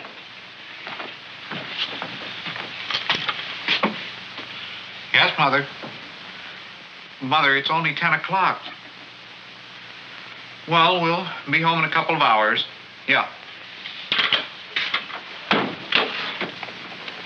Mother? Another of her spells. She wants us to come right home. Well, maybe we should. No, you stay here just as long as you want to. Tom's mother don't feel well, I'll go sit with her. You do that, Mr. McCoy? Would you, Grandpa? Of course I would. I wouldn't want you young folks even spoiled by your elders. You stay here, all of you, and think of nothing. Except in having a good time. I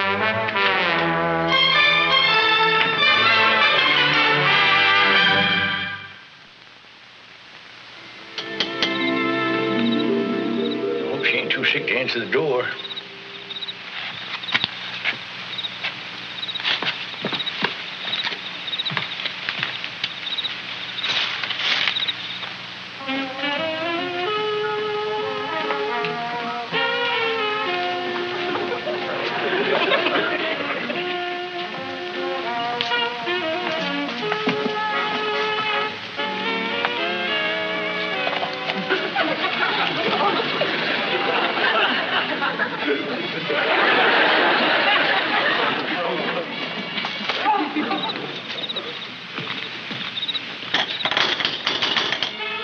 Who is it? Amos McCoy. Just a moment, Mr. McCoy.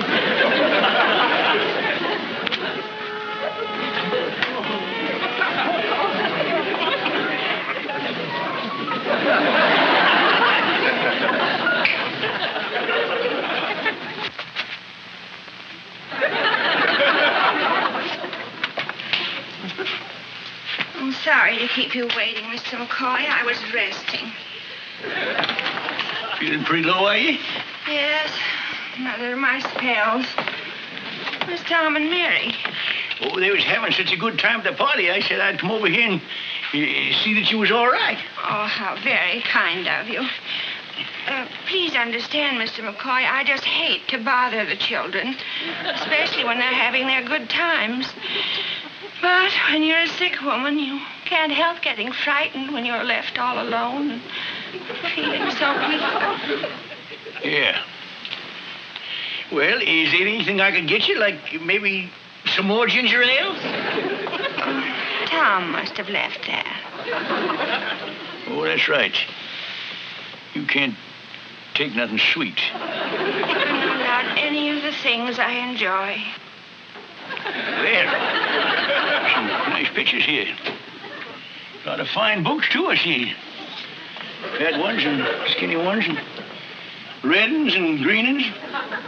See, here's one that looks mighty have a lot of stuff in it. Mr. McCoy! Jingles, for a sick woman, you sure get around fast in a bolt of lightning. Oh, looky here. Here's a box of that stuff you said you couldn't eat. Candy, I don't know anything about it. Now, look, there ain't no need of you pretending no more. You're about as sick as a heifer calf romping through a spring pasture.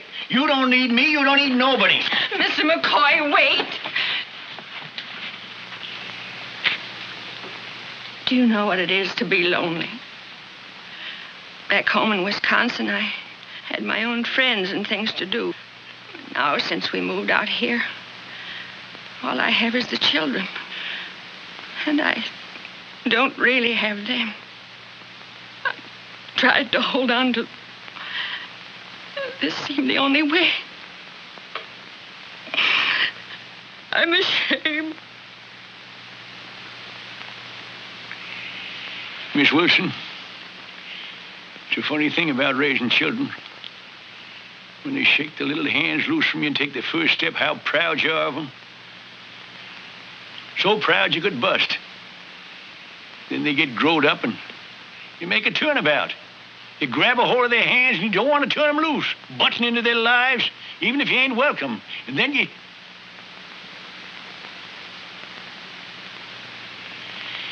Well, that's a fine thing.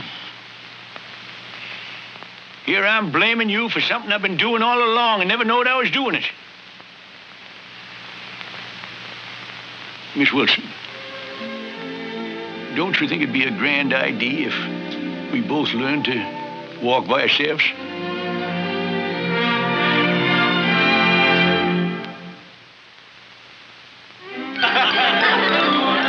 Oh, boy, it's late. Past midnight.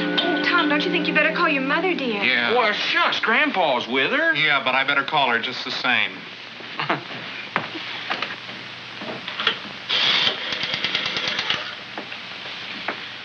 Operator, Valley 4876. It isn't fair to keep your grandfather sitting up so late. Mother's probably furious by now. Well, keep ringing, operator. There's somebody there. Mary, you better get our coats. I'll tell Mother that we're leaving right now. Are you sure you've got the right number, operator? Valley 4876? Okay. No answer. She's not home. Something's happened. Maybe she's really sick this time. Maybe... Come on.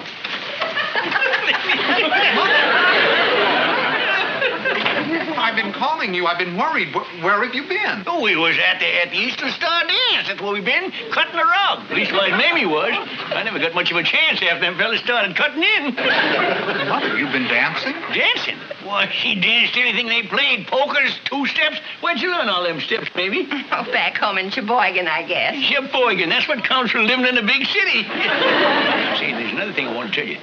Mame is joining the Eastern Star, and she's already on the first dance committee. Mother, what about your health? You don't have to worry about my health or me ever again. I met a lot of wonderful people tonight, and I'm planning on being very busy from now on.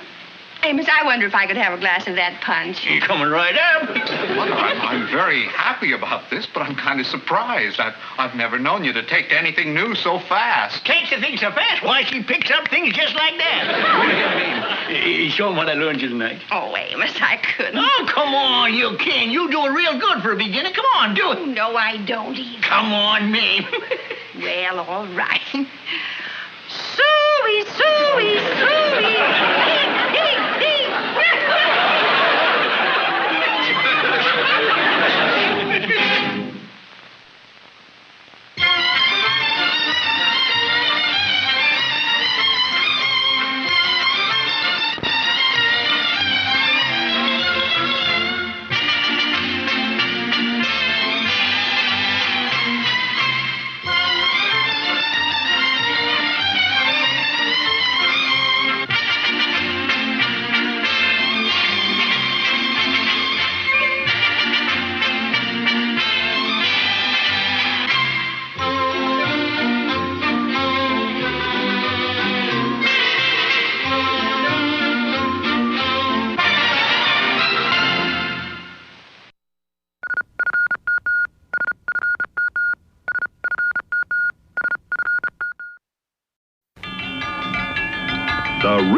McCoys, starring Walter Brennan, created by Irving Pincus. Want you to meet the family known as the real McCoys.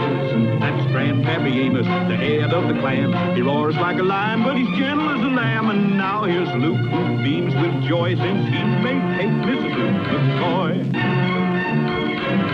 From West Virginia they came to stay in sunny California. Oh, Grandpappy Amos and the girls and the boys of the family known as the real McCoys. Yeah. I know, but George is supposed to be here a half hour ago. No, I ain't spoke to him.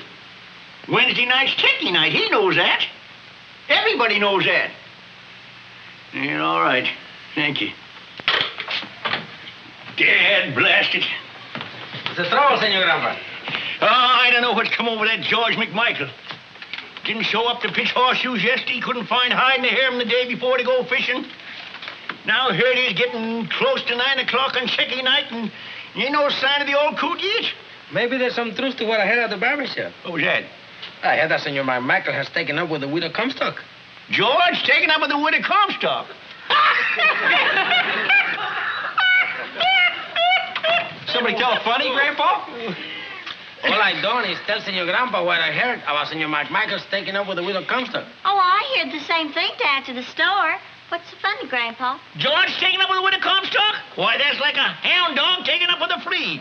Why, George and women's just natural born enemies. Well, I don't know. You never can tell, Grandpa. I hear that widow Comstock's one of them women just don't take no for an answer. Now, you listen to me. I know George McMichael just about as well as I know myself, and I know how he feels about women in general, and I know how he feels about hungry widows in particular. And the day that George McMichael takes up with a woman, that's the day that I take to wearing an apron. I will pick up that apron for you while I'm in town. Amos, I know this is checker night, but I just come by. You don't need to say another word. Luke told me that you was captured by the enemy, the widow Comstock, right? She's a fine woman, Amos. He's had his brains washed, too. Why don't you bring Mrs. Comstock over to visit us sometime, George? Yeah, we'd like to meet her. You would, really? She's out in the car. Oh, you'd like her, Amos. And she's a darn good sport, no fooling. You'd really like her. He wasn't captured. He done give himself up. Oh, don't be a stubborn old goat. After all, we can play checkers any night. She ain't made the hole yet, huh? What hole? In your nose for the ring. Oh, Grandpa, quit taking on like that. Yeah, there's one thing I can't stand, and that's a hypocrite. Now, Grandpa. Don't you now Grandpa me. This sweet-smelling jellyfish sat right in that chair not 3 nights ago and said the only good thing about marrying was that a married man didn't have to fear death because he was already dead. Look at him now. Don't pay him no mind, George. Now, look here. Look, would you mind telling this fella to stop addressing his remarks direct to me? Would you mind telling him that's fine with me? Well, goodbye, Kate. Bye, Luke. So long, stranger. Peekaboo. Here she is. Oh, Amanda, I'm sorry. I was just fixing to leave. You see, this is Kate and Luke McCoy. Yeah, very good friends of mine. How do you do? The other fella, he's a stranger. Name of Amos. George has told me an awful lot about you, Mr. McCoy. Yeah, well, there's some friends you brag on, some you don't. He sure kept you a secret. It's all right, Mrs. McCoy. I quite understand.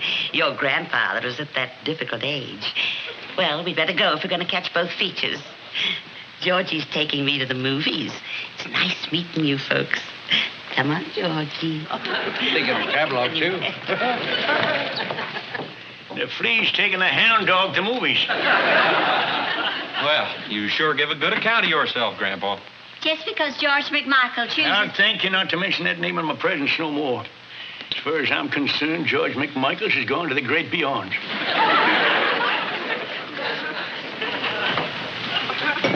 May you rest in peace.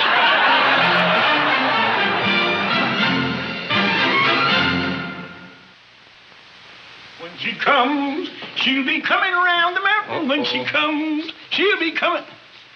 Well, they ought to be here any minute now, huh? Yeah. Grandpa, if I was to come right out and accuse you of cooking up some mischief by inviting Miss Comstock and George McMichael over here, you'd deny it, right? Mischief? That ain't kind, Luke. Luke, I think you should be ashamed of yourself. You owe Grandpa an apology. Yes, sir. I think I got an apology coming. I apologize, Grandpa. Thanks. Now, what do you got up your sleeve? Well, you go, let me come in. Well, glad to see you. Glad you could come over. Nice you could come. It was real nice of you to ask us. Well, won't you two lovebirds sit yourself down on the sofa there, please? Thanks, Amos. Say, you're sure in a good humor tonight, ain't you? Well, this is a real natural me. I will say I get a mite ornery once in a while, but this is a real genuine me. George? Georgie? Well, will you have a potato chip, pretty lady? Neither one. No, thanks. I've got to watch my figure. Well, I can't understand that, ma'am. With a figure like yours, I guess you could find plenty willing to watch it for you. You know, I think that you're a very dangerous man, Mr. McCoy. I better watch out for him. Yeah, you ain't just joshing. That's an awful pretty dress you're wearing, Miss Comstock. Did you make it yourself? No, I bought it in Los Angeles. It's frightfully expensive, but I just couldn't resist it. What's that smudge in your upper lip there? Smudge? Well, what happened to my purse? You sure you had one when you come in? I know I brought it in with me. I don't see a smudge in your lip, honey bunch.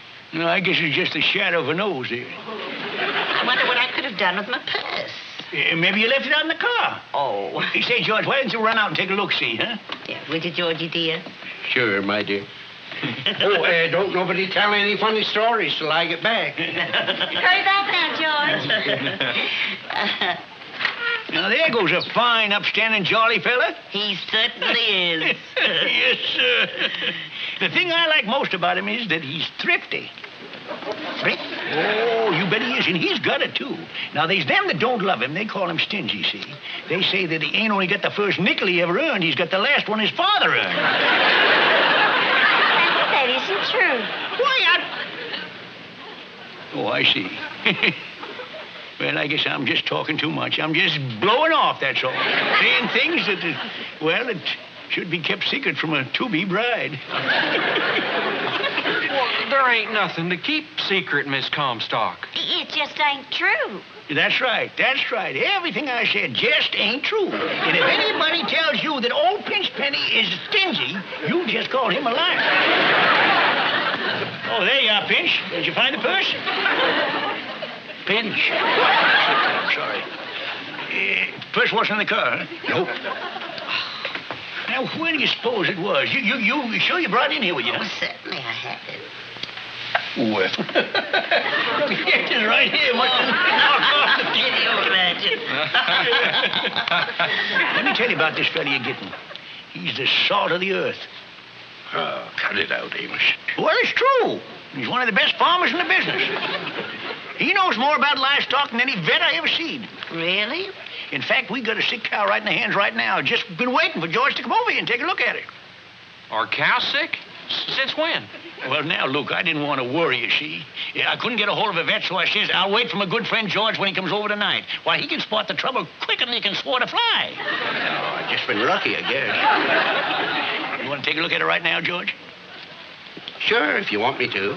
I wouldn't go if I was you, George. No, don't leave the room, George. Why not? I'm going with him. I don't mind taking a look at it. It'll only take a second. It's right nice of you, George.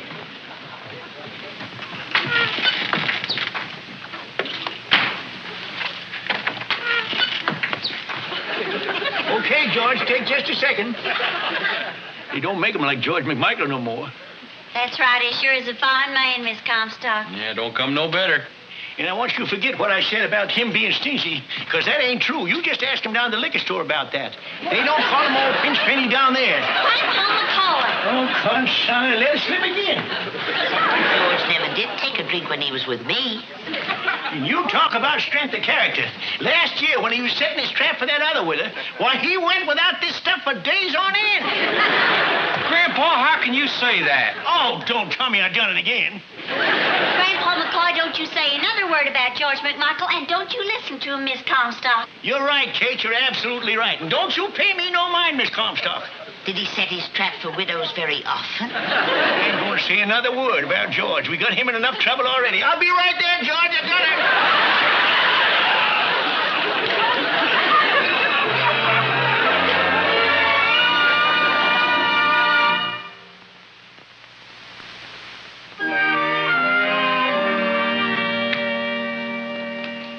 Come on, George. She'll move. I just don't understand it. Why would she turn cold on me and refuse to see me all of a sudden? Well, it's the nature of the beast. They all alike. Figure you're well rid of it. Now, come on, perk up and play, will you? I'm beating you 8-3 here already. But why would she say a thing like that to me? Thing like what? Give my regards to the next one you set a trap for. Don't you know females don't make sense anyways? Now, come on and move. You wouldn't believe what she said when she get out the car. Oh, probably some fool female thing. Goodbye, she says. See you at the liquor store, stingy.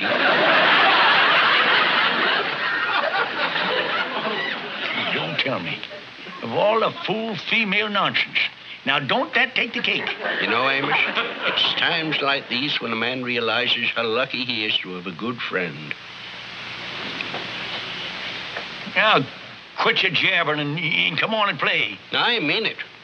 When people you put your trust in turn sour on you like that widow done, it's a real comfort to know you got one friend who's with you all the way. Now you all through your yapping so we can get back the game here? No, I ain't got my mind on it, Amos. George, how about having supper with us? No, I'm feeling too low, Amos. Some other time. You understand, Amos. Thanks for trying to help me. All right, George. So long.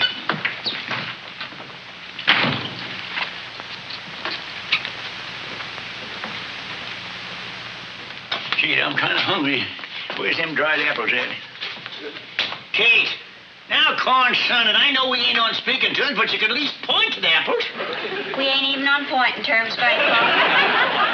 Now, look, Kate, don't be treating me like this. I'm sick to heart as it is. Is my ears playing tricks with me, Grandpa, or are you admitting you're sorry for what you done? Well, I ain't happy about it. When you take examination to get into heaven, do you get in on your intentions or what you done? I don't know, Grandpa. If it's intentions, you're going to get a pair of wings for sure. But if it's for what you done... Don't say it. Don't say it. Grandpa, Luke and I was having a little talk last night, and we decided that you're going to have to go over and see Miss Comstock and tell her what you done. Now, Kate, I'm sorry for what I done. I can tell you this because you're in the family, but I just can't go crawling to a stranger, let alone a woman. Kate! Sorry, Grandpa, we're back to not being on speaking terms. Don't ask me to do it, will you? All right, Grandpa, if you can't swallow your pride. Now, look, I'm the oldest living McCoy there is, and I get enough pride to choke a horse. But I can't do it. What time is supper, sugar? Hi, Luke. What you doing? Can I help you? Yeah, I said, what time is supper, sugar? Oh, it's going to be a little late, Luke. Now, look, it's just like I told Kate. I'm sorry for what I done, but I just can't make myself crawl to that Miss Comstock. Kate, there's only one thing to do. We're going to have to invite Miss Comstock to come over here tonight after supper. We going to tell her what Grandpa done? Well, somebody's got to tell her. If Grandpa ain't got the courage, it'll have to be you and me. Well, that does it. By cracky, get her over here. You going to tell her, Grandpa? There's one thing us McCoys has got more of than pride, and that's courage. I think.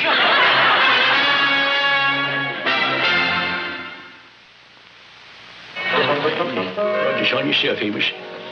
You got nobody to blame but yourself. Nobody. Mama, you always did say you wanted what I was going to learn to keep my mouth shut.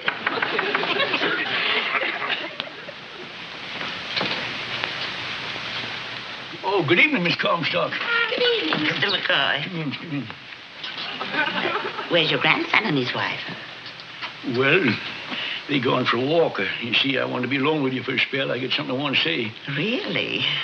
About George McMichael. Let's not talk about George McMichael. You don't mind my calling you Amos, do you? No, it makes me kind of sick, but I guess I'll get used to it. Afraid of me? No, I ain't afraid of you, ma'am. I'm just trying to get out of the range of that toilet water of yours. It tickles my nose. You're real cute, Amos. Now, you put down your gun, ma'am. You got the wrong target. I want to straighten out a few things about George McMichael. I'm not interested in George McMichael anymore, Amos. I'm interested in someone else. George McMichael's one of the finest men around these here parts, and all that stuff I told you about him being stingy and drinking was a lot of hogwash. Made it up out of the whole cloth. I know what you're trying to do, Amos, but you're just wasting your time. I'm warning you, ma'am. The toilet water's going to make me sneeze, and I left my bandana in the other room. Frighten me, Amos. And why don't you just relax and let nature take its course? If I let nature take its course, I'll sneeze right in your face. Oh, you're so cute, Amos. No, this ain't right, ma'am. Call me Amanda. Now, you hadn't ought to come after me. It's the man, Mr. Hunter. Well, all right. Hunt me. Come in. Bless you. I've just been thinking that, hello, Amanda. What are you doing here? Just visiting. You're just... You... Oh, now I see what's happening. You've been sparking there yourself. I ain't doing no such a thing. And I called you my friend. How could you do it to me, Amos? I didn't do it. Now listen. I don't have to listen. I get eyes. I hope you two will be very happy. Goodbye, Judas.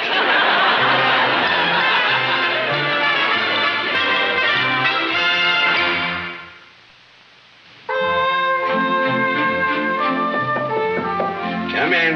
George? I ain't home. Oh, George, old friend. That coffee sure smells good. You got another cup? Sorry, we don't give handouts to strangers. Now, look, George. I come over to throw myself on your mercy and confess. Are you listening to me? I hear you, but I ain't listening. But my sister Flora will. Wait till she hears about you chasing around with other women no sooner she goes out of town. Now, that ain't so. I did tell her with a pack of lies about you, but not to get it for myself, just to protect you from her. You're all good. You don't want none of my business. Is that the truth? Well, if I'm lying, I hope all the fillings in my teeth turn to gunpowder. Tree buddy, then you done a good job, eh? Now, what's your problem? It's the widow. I can't get rid of her. I holler at her, I insult her, and she comes back for more. I hide, she finds me. She comes to the house every night. She follows me in the field afternoons. She's just bound to get a hold of me, and I can't shake her loose. Yeah, well, what do you want me to do? Get her off in my back. Oh, no, I don't want her no more. I'd rather go with an octopus. No, sorry, Amos. You made your bed. Yeah, it's a bed of nails. Don't be too hard-hearted, George. You know, we've been good friends. And besides, it ain't neighborly. Well, maybe you're right, Amos. I ain't been taking a neighborly view of this thing. And you will help me? No, but I'll get you a cup of coffee. You're a hard man, George McMichael. If you let her in, I'm leaving town. That's what I'm doing. Oh, Grandpa, that ain't friendly. Besides, she's not that bad. Hey, Grandpa, that poor woman's sweet on you. Why don't you just give up and enjoy it? What's that? Ginger beer for Mrs. Comstock. Oh, just put it in the kitchen, will you, Peppino? Well, here's your poor old grandpa in the clutches of a female grizzly bear, and you're feeding her refreshment. Pitiful, that's what it is, just pitiful. Oh, there you are, Amos, you great big sugar plum. Hello, everybody. Hi, Miss Comstock. What's the matter, Amos? Cat cut your tongue? The cat's got on me. When are you going to leave me be? Ain't that just like a man to run away from what's good for him? You see, when they're little boys, you have to force them to take their medicine. Well, if you're comparing yourself to a dose of castor oil, I agree with you. Love the things he says. Hello, Mrs. Comstock. Hello. I put the ginger beer in the icebox. Thank you, Peppino. Madre mía, qué friega le arrimaron a don Jorge. George, what happened to you? I see you didn't tell him, did you, Amos? Well, what happened, George? I'll let him tell you that. But, Amos, I want you to know I forgive you. Amanda, like I said, he can't be blamed, so don't say another word. He's in trouble enough as it is. The judge said just one more time he'd put him away for good. Yeah, just a minute. I guess I shouldn't have busted in here shooting off my big mouth.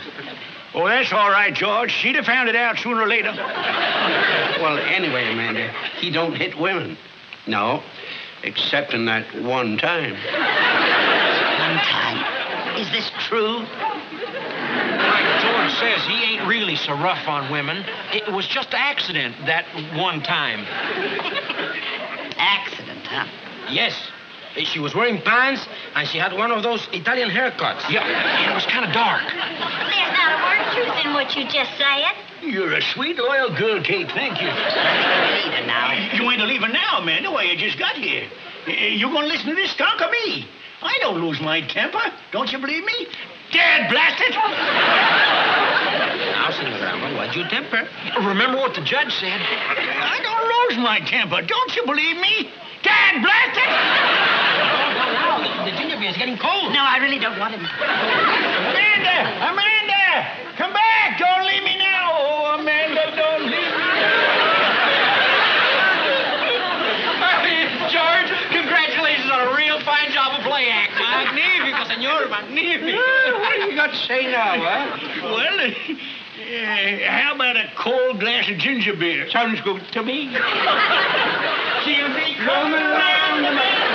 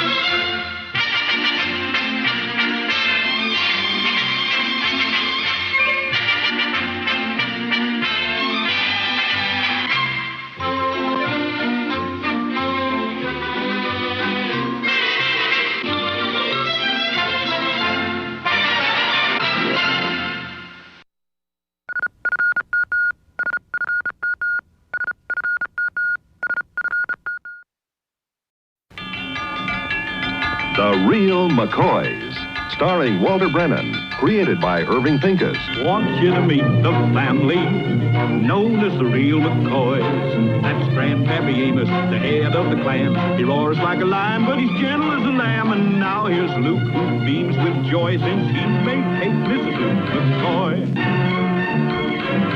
From West Virginia, they came to stay in sunny California. Old Grandpappy Amos and the girls and the boys of the family known as the Real McCoys.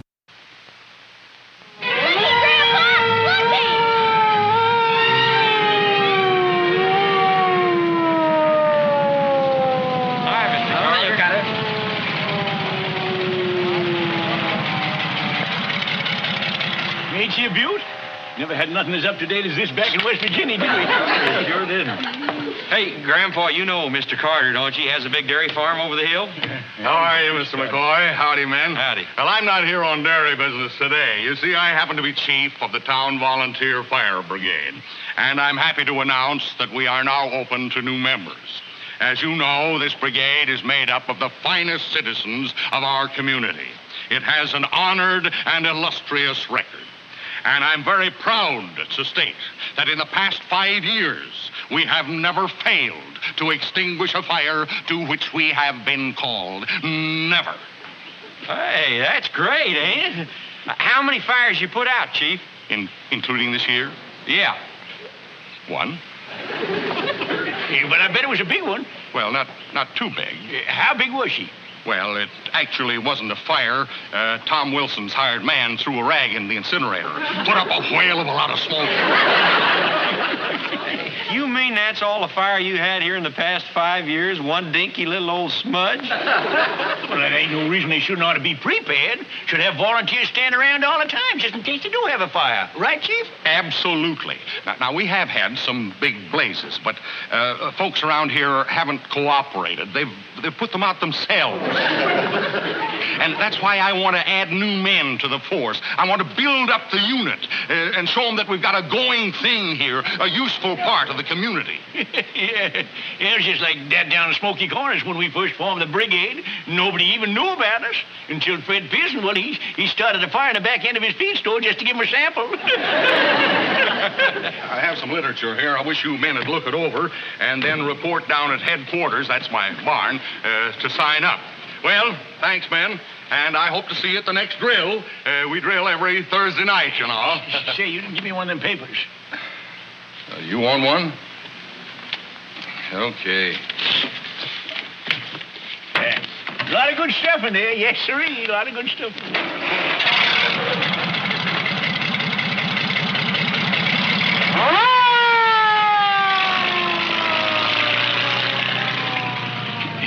What's it say, Luke? Same old malarkey, Grandpa. Serve your community, be on call, all that kind of stuff. Yeah, that's about all. Well, what's the matter with you fellas? Ain't we all joining? Are you kidding, Senor Grandpa? What's the matter with them, Grandpa? I don't know, but I aim to find out. Look, Pepina. What do you mean you ain't joining the brigade? Where's your sense of duty? Sense of duty? To pull a rack out of an incinerator? Well, you heard what the man said, Grandpa. They never even get called to a fire. What's the sense of going to a drill every week? Well, besides, you can't go to a fire drill on Thursday. That's your lodge meeting night. You think my lodge meeting is more important than duty? Well, it's more fun. Pepina, what's your reason for shirking? You don't belong to no lodge. Well, no, Senor Grandpa. But I belong to something better. I belong to my girl Conchita.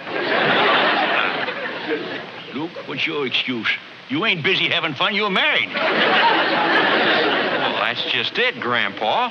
On Thursday night, Pepino visits Conchita, and you're off to your lodge meeting, and, well, it's the one night of the week that me and Kate got to be alone together. Well, I couldn't ask her to give that up. Why, she'd bite my head off. Pitiful. Just pitiful. It's more than pitiful, little Luke. It's shameful.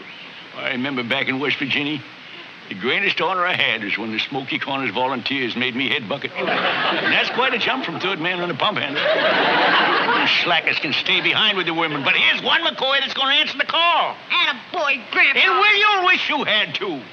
It's just so sure as you're a foot high, the next fire they have, you ain't going to be invited. Grandpa, Florence did own some icebox cookies. Why don't you come in the house and have some? You just go in there and feed them to that jelly-spined husband of yours. What? And be sure and start smooching, because he's puckered up and waiting. What are you talking?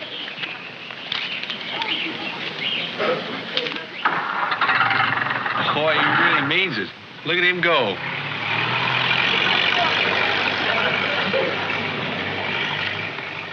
Luke, what did you do to get Grandpa so upset? It's not so much what he did, it's more what he didn't do. Well, Luke, what's this all about? Nobody's making any sense. Oh, it's just that Grandpa wanted us to join the volunteer fire brigade, and we didn't want to, that's all. It's as simple as that. Well, the volunteer fire brigade sounds like a right fine thing. Why didn't you want to join? They hold their drill meetings on Thursday night, Sugar. Well, what's that got to do with it? Well, Sugar, babe, you know yourself that Thursday night's the most important night of the week for you. Why? Oh, sweetie pie, that's the only night of the week that you get me all to yourself. That's the one night of the week when we can sit here in the parlor and kiss without a whole cheering section looking on. McCoy, I'm disappointed in you.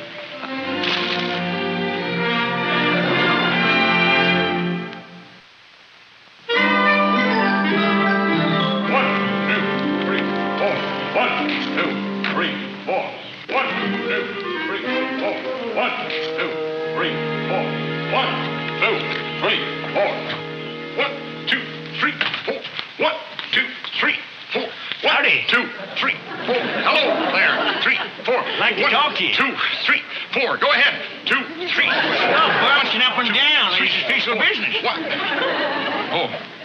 Oh, in that case, step over to my desk. Just taking my midday exercise. Nothing like it. Keeps that blood circulating fast. Well, what's the point in having your blood circulating fast? Ain't go no place. Can't get out there, you know. Yeah. I always have my yogurt after my exercise. feeds the muscles, stimulates the digestive tract. You have some? Never touched the stuff. Well, to get the official business, if you got a helmet size 7.5 and a boot size 10, why, you got yourself a smoke eater. You mean you're volunteering? Well, yeah, pretty near got to, man of my experience. Down in Smoky Corners, well, they shouldn't ought to talk about myself, but when I left there, they gave me a potluck supper in my honor and presented me with an award. An award? Yeah. A red bucket with my name on it. Got it hanging up in the house right now, alongside of my axe and my helmet. Well, put my name down. That makes the joint official. Well, Mr. McCoy, I don't know just what to say. Well, all you say is thank you, and I say you're welcome. That's about all there is to it. Well, I just can't take you. Can't take me? Why not? Rules. Here they are right here. Well, I can't read. You can't read? Well, a man don't have to read to find a fire. The flames always give him away, you know. Yes, I know, but you see, if you could read this, you'd see that we had an age limit. Oh, is that what you're worried about? Well, I'm over 21. Oh, I mean, we have a maximum age limit, and frankly, Mr. McCoy, you're too old. Too old? Yeah, the rules say nobody over 60. Who made up them rules? I did. As chief of the brigade, I must see that every man is physically fit. Firefighting is a rugged business, McCoy, and we can't take any chance on anybody slowing us down. Slow you down? Listen, Buster, I may be a couple of years older than you, but I can do everything you can do, including them ups and downs. 1, 2, 3, 4, 1, go. And I don't need the exercise anyways. I want my blood to run slow. I'm sorry, Mr. McCoy. All right. I'll go eat Indian wrestling. Come on. Put some muscle where your mouth is. Come on. That isn't going to prove a thing. We still have our rules, and we've got to abide by them. The answer is still no.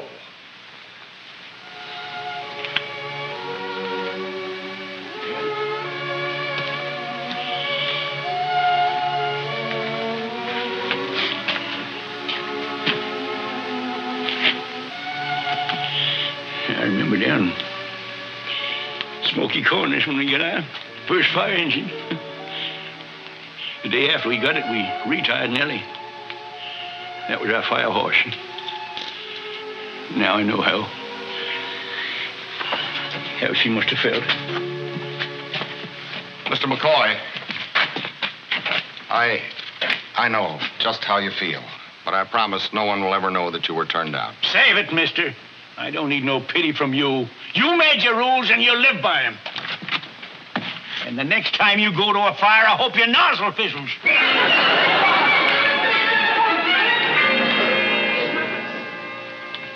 Well, the places are set, Kate.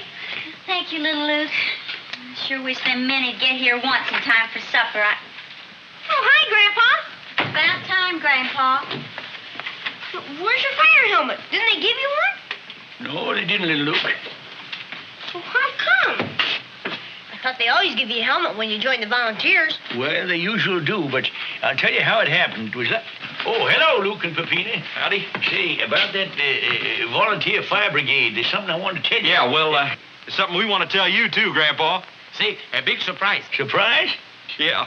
You ready, Pepino? Luke, you joy. Yeah, we thought about what you said, Grandpa, and you was right. There ain't nothing more important than duty.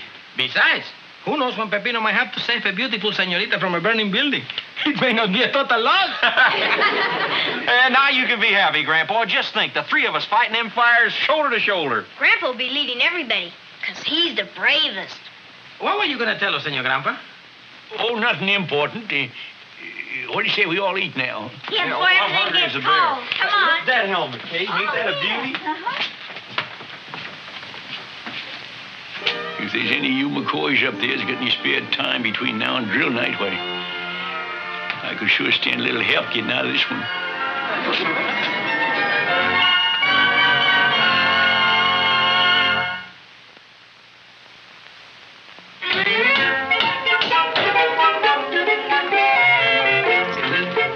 Hi, Grandpa. Oh, hi, little Luke. How come you ain't got your fire helmet yet? What you needed for the fire drill tonight? Drill? Tonight? Oh, they didn't have one to fit me. You see, some of us McCoys has got odd-shaped heads. McCoy head, they call it. I got one. I'm 7.5 in the front and 8 in the back. Oh, yours is all right. It's even all around. You're one of the lucky ones. Hey, Grandpa, don't put that so fast. Why not? Because you don't want to be hurting yourself. You want to stay in shape for the drill tonight. Drill tonight? Oh, yeah. Say, little Luke, will you give me that can of nails there?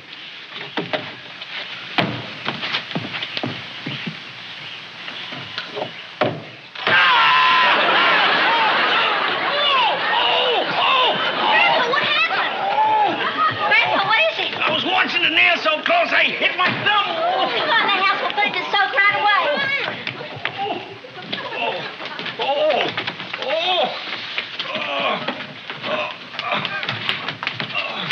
Grandpa, what is it? Grandpa's hit himself. Is it terrible painful, Grandpa? It hurts something fierce. Look mean, all right. Yeah. But you ain't going to stop me from going to that fire drill tonight. Oh, Grandpa, you can't do them exercises with that finger. You out of your head, boy? Amos McCoy volunteered, and Amos McCoy's going to that fire drill. I don't care if I bleed buckets. I got my duty to do. Oh, Luke's right, Grandpa. You can't take a chance on making it worse, and, well, that's that. Well, maybe you're right at that, Luke, but you're sure going to hate not to go. Senor Luke, maybe he can go and not use that finger. You stay out of this. Luke knows more about bash stumps than you do. All right, I got it. How are you, men? Will I see you tonight? Yeah, you'll see me and Peppino, but I'm afraid I got some bad news for you. Bad news? Yeah, Grandpa won't be able to come to the drill. He hurt himself. Oh, I'm sorry to hear that, but I wasn't expecting him anyway. You weren't expecting him. Why not? Well, he's not in the... Well, you see... What are you talking about? Look, I promised not to... Well, he's not in the brigade. He's not? Well, Grandpa was the first one to volunteer. First to volunteer, yes, but I had to turn him down. He's past the age limit. And you told that to Grandpa right to his face? Had to, Luke. Rules, you know.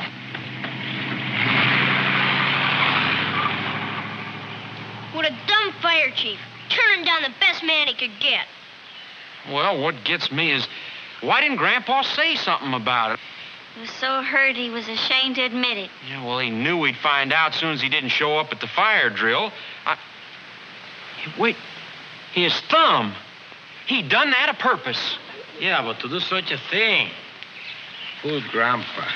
Well, you fellas aren't going to still belong to that old brigade, are you? Yeah, well, we're kind of stuck, little Luke. You see, we signed up. Well, I sure want to go. Not after them turning down my own Grandpa. Well, you don't understand, little Luke. Signing up's kind of like giving your word, and, well, you can't back out on your word. All I know is that Grandpa comes before anybody and anything.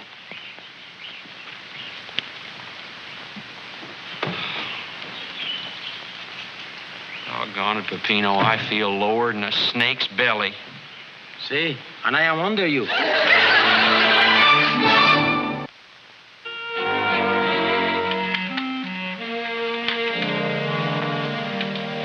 Just look at that old helmet cake. Luke and Peppino gone already, have they? I saw them drive off together a little while ago, Grandpa. I made us a fresh pot of coffee, Grandpa.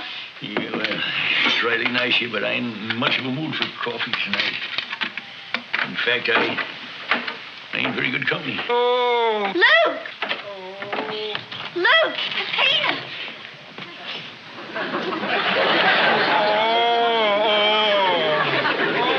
Great balls of fire, what happened? Oh, we had this accident, Grandpa. Oh, yeah. We was bolting down the highway there, and all of a sudden we had to swerve, and we went right into a ditch. See, to miss the baby. Baby? The baby goat. Crossing the road. Yeah, but we wasn't hurt too bad, Grandpa. Yeah, only thing is, we won't be able to go to the drill. Not for quite a spell, maybe. We might even have to resign permanently. Oh, yeah. Now, wait a minute. If you was just in the accident, how come you got bandaged up so quick? Well, we was right in front of Doc Nugent. So you found out? Found out what? You two make me sick. When it comes to lying, you ain't got it. I didn't expect it of you, Pepito, but Luke, I'm disappointed in you. Any McCoy ought to think of a better yarn than that while he's sleeping. Senor Grandpa, you think we're lying? Lying? Of course you're lying. You hear they wouldn't take me in the brigade, so you start feeling sorry for me. Well, I don't want your pity and nobody else's. But I do want to thank you for the thought behind it. Now get off them bandages and quit acting like a couple of schoolboys. Look, Pepino, there's men to come to get you. Are you the new men? Come on. Why? What for? Sam Carter's barn is burning. Headquarters caught on fire? Come on, we gotta get there fast. Well, I don't know if we can. Well, you joined up, didn't you? You're needed. You heard him. Go on, do your duty. Grandpa, you come too. Aren't you in the brigade? No, I ain't good enough for these two. I'll go on. Grandpa, couldn't we go to the fire and help? Yeah, don't you know they got rules about fires around here? Age limits, too. You're too young, same as I'm too old. They don't want us. Grandpa, you're the best firefighter in the whole world. Grandpa, this is an emergency. This is no time for grudges. They'll need every able-bodied man they can get. They sure will. It was our barn and want everybody to help that could. Well, I guess there ain't no harm in going over and taking a look-see. Attaboy, Grandpa. Well, if I'm going over, I better be ready in case they need me. Get my bucket and my axe, little Luke. Oh, boy. What do you need an axe for? Well, at a fire, honey, there's a lot of smashing to do. I hope.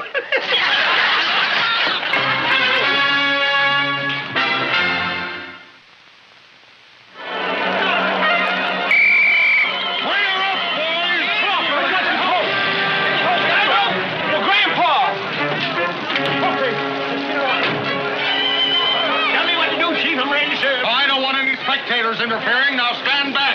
Hurry up, men, and couple that hose. What's the matter, Grandpa? The big chief says he don't want no spectators interfering.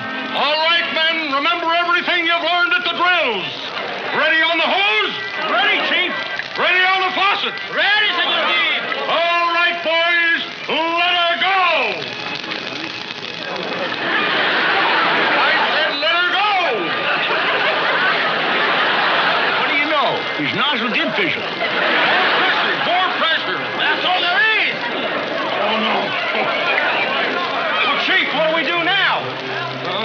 I said the barn is burning down. What do we do now? I don't know. I just don't know. We're going to put out that fire. You bumbling knothead, what you do, ride a rules? All right, then. Let's shove and get the cracking. Oh, Grandpa, the hose is dry. Well, put it down, then. Every man grab a bucket and form a line clear back to the platform. The platform? That's what I said. Well, what are you waiting for, man? You heard what he said. Come on.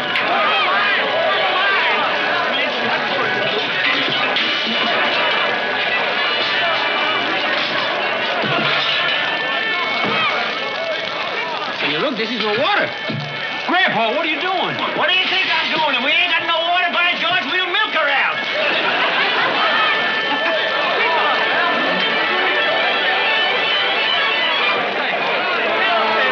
Charlie fall over that bucket. Lemonade, Grandpa? I don't mind if I do. Horse is a man's throat to fighting fires. How about some milk?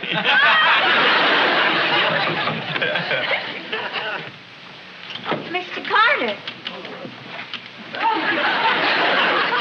Mr. McCoy, I came over here to apologize to you.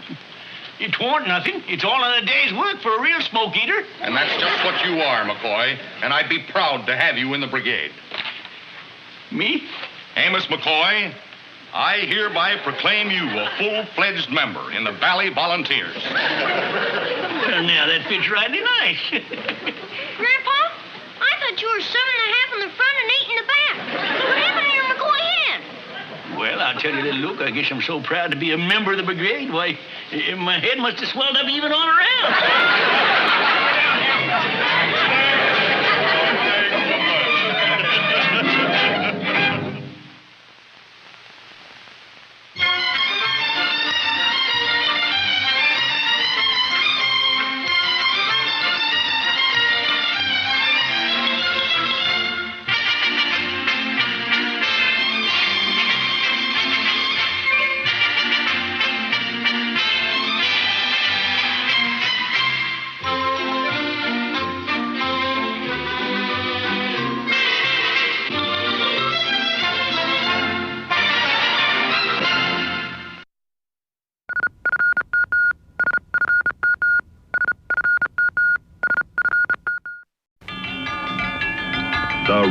McCoys, starring Walter Brennan, created by Irving Pincus. Want you to meet the family known as the real McCoys. That's Grandpappy Amos, the head of the clan. He roars like a lion, but he's gentle as a lamb. And now here's Luke, who beams with joy since he may take Mrs. Luke McCoy.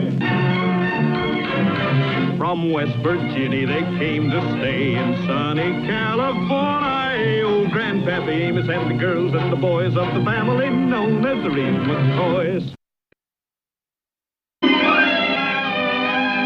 There we was in each other's arms. Me and that doggone grizzly bear. Just a squeezing and a squeezing. Doggone grizzly bear? Must have been 10, 15 feet high, looking down at me and a grinning. And them corn-sun teeth are shining in the sun. Was his corn-sun teeth sharp, Grandpa? Sharp? See, they were so sharp I could stick them through the eye of a needle without touching either side. Then what'd you do, Grandpa? What'd you do? Well, I didn't have much choice, considering I didn't have a gun or a knife, so I just outsclosed the ornery critter. Boy, you can just about do anything, can't you, Grandpa? Well, I reckon I ain't going to start lying to you now. Truth is, I can. You're just about perfect, ain't you?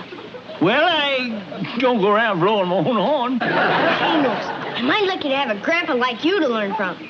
I reckon I'm the luckiest fellow in the whole darn world.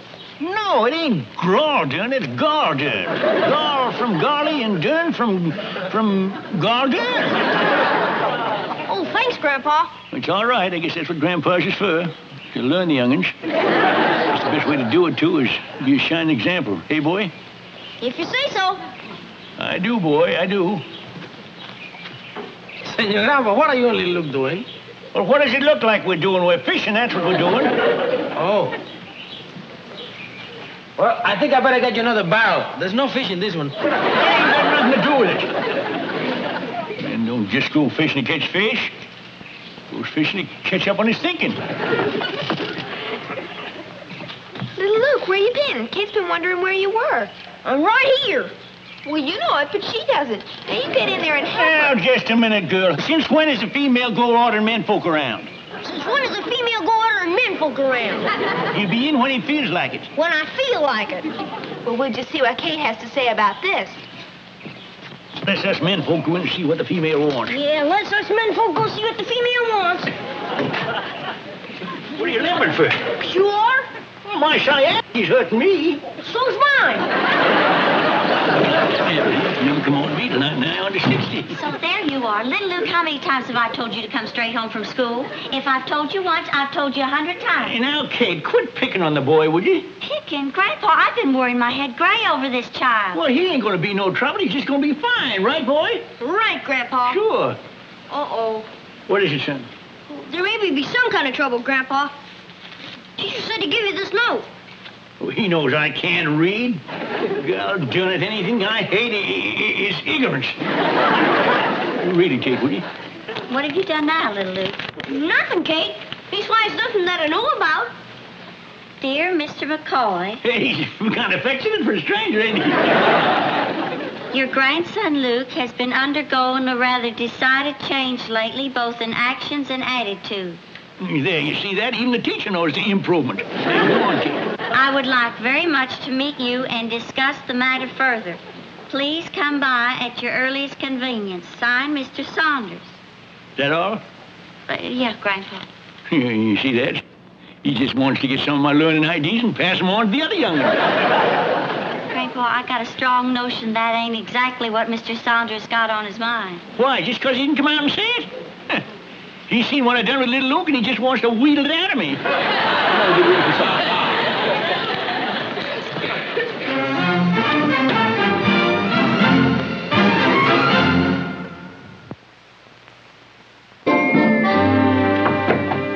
Come in.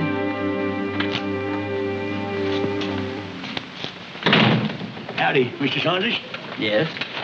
Well, I'll be glad to tell you how I done it. Of course, they ain't going to work on all the young'uns, because they got to have the makings to start with. Of course, it did come kind of natural anyways, because I've had him since he was knee-high to a sow's belly. A sow? Yeah, I learned him every gall blame thing he knows. And now, I ain't one to go around tooting my own whistle, but Anybody would tell you if it weren't for Amos McCoy, why the boy wouldn't be worth his salt. McCoy. then you must be young Luke McCoy's grandpa. Not only his grandpa, and his pa, and his ma, and his wet nurse, and his teacher, and most important, I'm his shining example. Sit down, Mr. McCoy. Thank you. I asked you to come over here, sir, because I'd like to talk to you about your grandson. Yeah, I just wish his ma and pa was alive to hear this. You're making this very difficult for me. Well, ain't no need of you being shy about it. We just come out with it. We both know that little Luke is a fine, upstanding young fella. That's right, Mr. McCoy. And because he is such a fine boy, I'm sure you'll want to know that recently he seems to have come under a very disturbing influence. Ooh, what? Where? Just show me the sidewinder and I'll kick the tar out of him. I bet it's one of them concerned females, I'll bet you. That speech of yours, Mr. McCoy, pretty well confirms two of my suspicions. Huh? About where little Luke gets his picturesque language and his rather antiquated attitude as regards the opposite sex.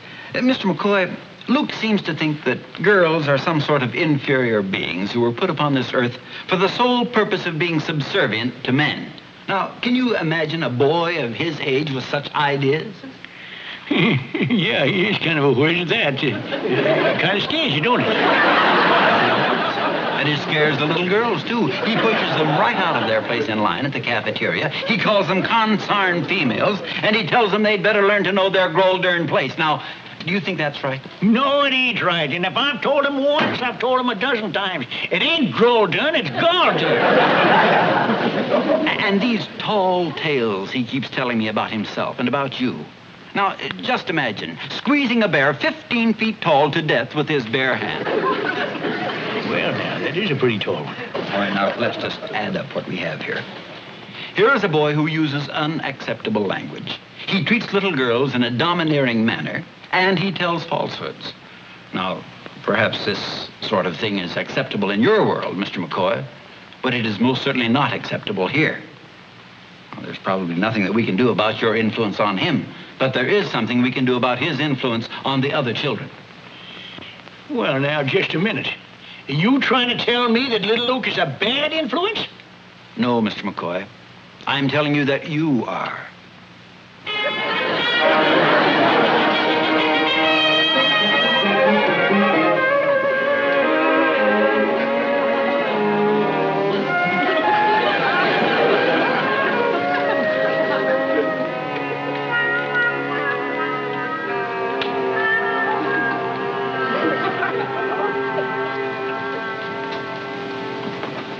You just get back?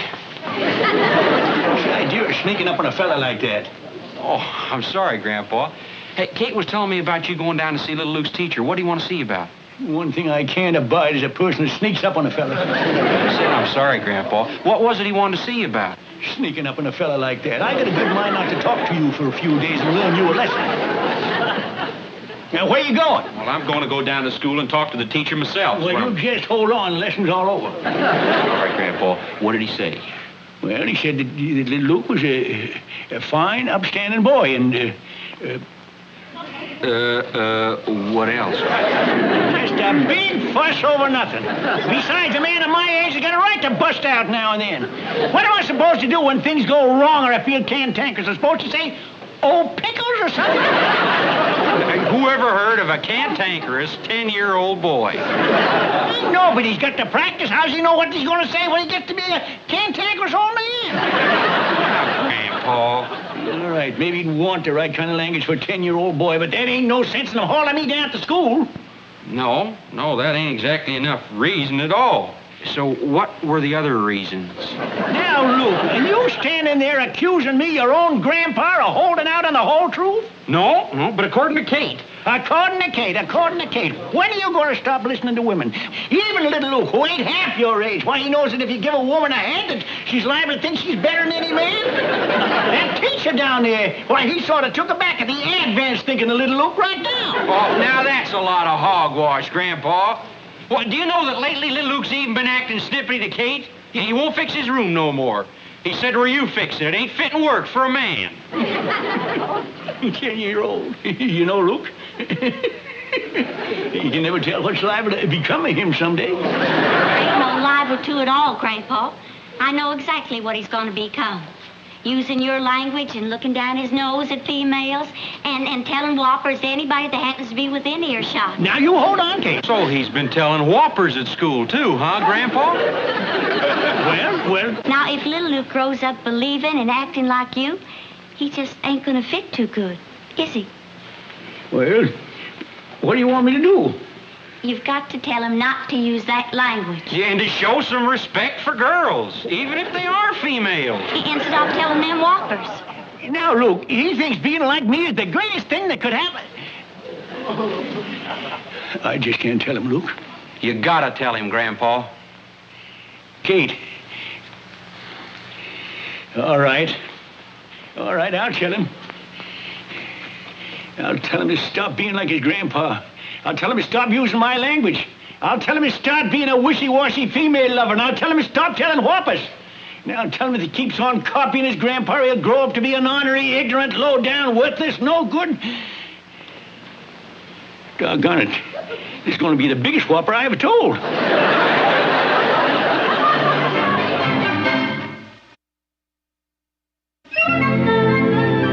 Well, son, what I've been trying to tell you is you got to cut out using them words like garden and consign and words like that. Why, Grandpa? Well, because your teacher said... Well, you just ain't fitting. Oh, you've been saying things that ain't fitting? Me? Well, don't you get fresh with me, boy. But you said... Well, it's different. It's fitting for an old man, but it ain't for a young sprout. And that goes for treating females and telling whoppers. But why? But why? You ain't very bright this afternoon, are you? That's right, Grandpa. But ain't an older man supposed to be smarter than a young boy? Of course. And ain't he supposed to teach a young one what's right and what's wrong? Like I just done for you. Grandpa, remember you told me the best way to teach a young one is by setting a shining example?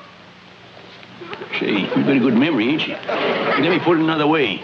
I want you to be better than me. Better than you, Grandpa? Well... Better than perfect? Well, Or ain't you perfect, Grandpa? Of course I am, but just... Now, Luke, you can forget everything I just told you. I can? Yep, because I just had me an idea that'll do the same thing without me telling you what they said I gotta tell you. What idea, Grandpa? You never mind, son. Oh, my sciatica. Gad blamed ornery. Oh, pickles.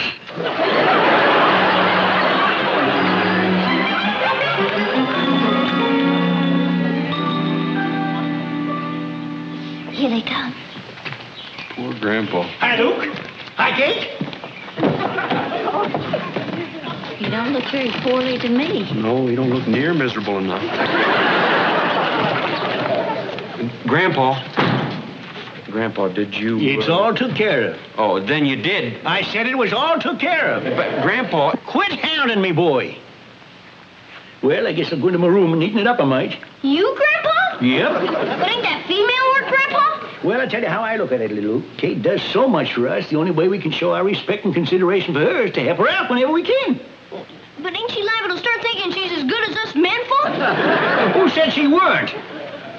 Almost. Hey, Grandpa, I help you. Grandpa neating up his own room? Now, what do you reckon he's up to, sugar babe? I know. Instead of telling little Luke Grandpa's going to be that shining example he told little Luke he was. Grandpa? A shining example?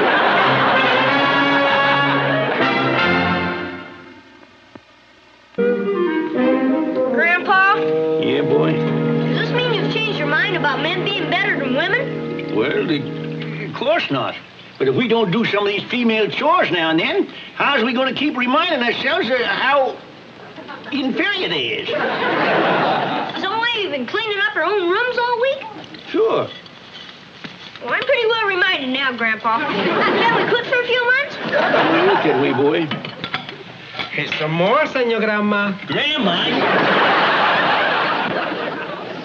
Oh, pickles. How come you don't use them regular words no more either? Oh, I just get tired of them, that's all. Fella sure can get himself in an awful rut using the same words all the time. Now, you try old pickles. Go ahead, try it. Oh, pickles. Don't that put a good feeling in your mouth? Durned if I know. Durned. There you go. Right back again to durned. Right back in the same old rut again. Now, come on. Try old pickles. Old pickles. Well?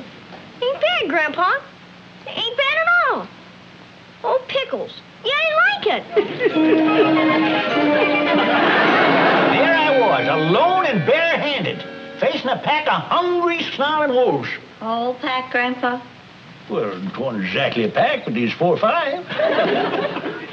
Yeah. There I was, alone and barehanded, facing this 4 or 5 hungry, snarling wolves. So... Hey, Grandpa. There I was, alone and barehanded, facing a single hungry, snarling wolf. Barehanded? With just a pair of gloves on. And with the gloves, I was holding a gun. But there I was alone. Alone.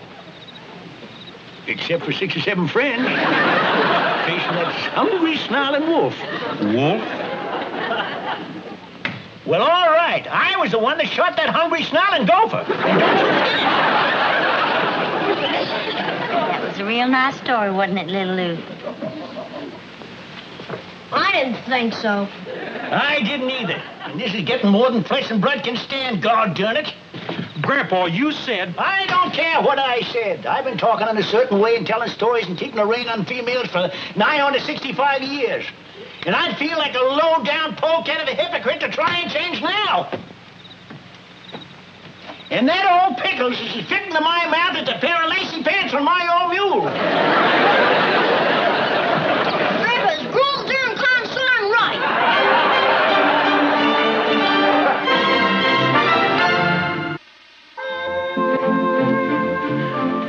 Luke, you just got to tell him, Luke. I will, sugar babe, I will. I'm just waiting for him to simmer down. You know, he stomped off last night like a bear with a burr up his nose.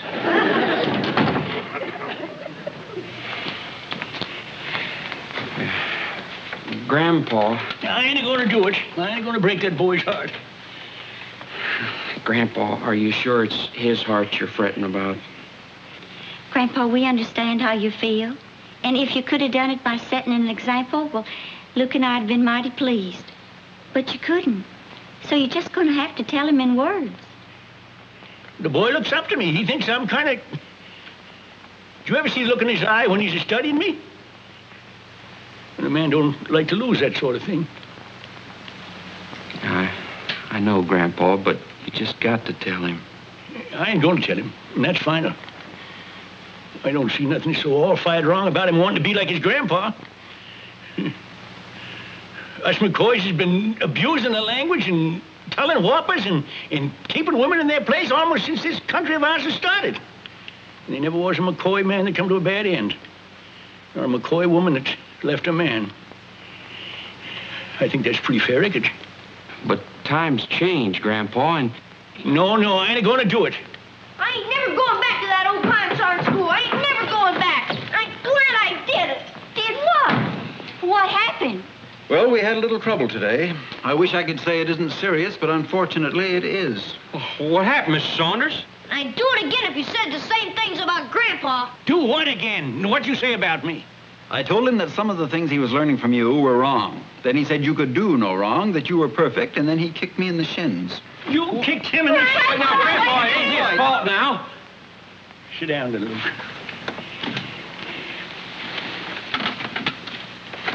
As a matter of fact, Mr. Saunders here was right. Grandpa! And I was wrong, because I ain't perfect. I'm just a foolish, selfish, ignorant old man. Well, that ain't true. No, that ain't true, little Luke. Of course, maybe Grandpa's got 1 or 2 faults, but outside of them... There ain't no outside of them. I use bad language, you know why. Because I ain't got the education to use good language. Can't read, can't write. I ain't a lawyer, I ain't a doctor, I ain't nothing. I'm only good to work with my hands. I'm just an old man that don't fit no more.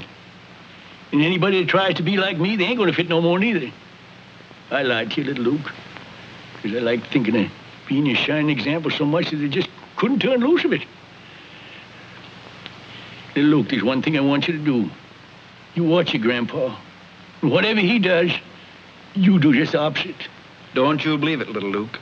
I know your grandpa's famous for telling whoppers, but I'll bet that's the biggest one he ever told. Now, just a minute. No, you wait a minute, Miss McCoy. You just had your say. Little Luke, nobody is perfect, not even your grandpa. But that doesn't mean that there aren't a lot of important things to be learned from him. And it took a heap of courage for Grandpa to fess up to his faults like that. More than that, it took unselfishness and real love. Yes, little Luke. Courage, honesty, unselfishness, and love. Those are the things to copy from your grandpa.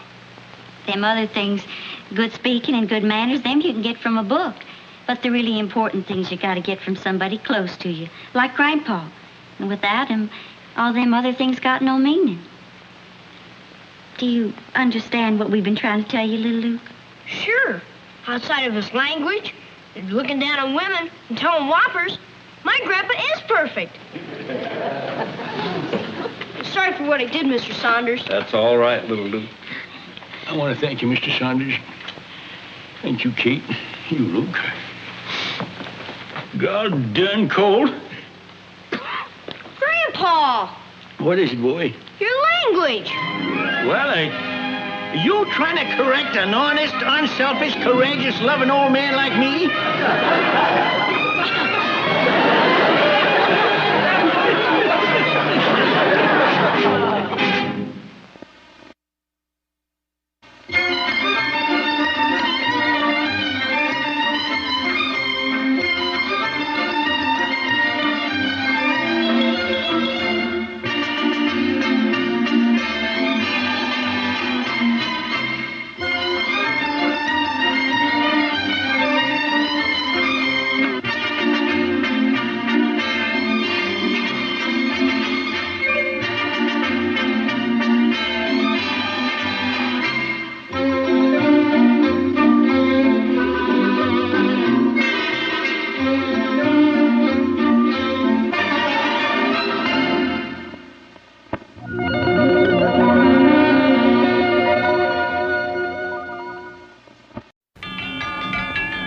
The Real McCoys, starring Walter Brennan, created by Irving Pincus. Want you to meet the family known as the Real McCoys. That's Grandpappy Amos, the head of the clan. He roars like a lion, but he's gentle as a lamb. And now here's Luke, who beams with joy since he's made Kate Mrs. Luke McCoy.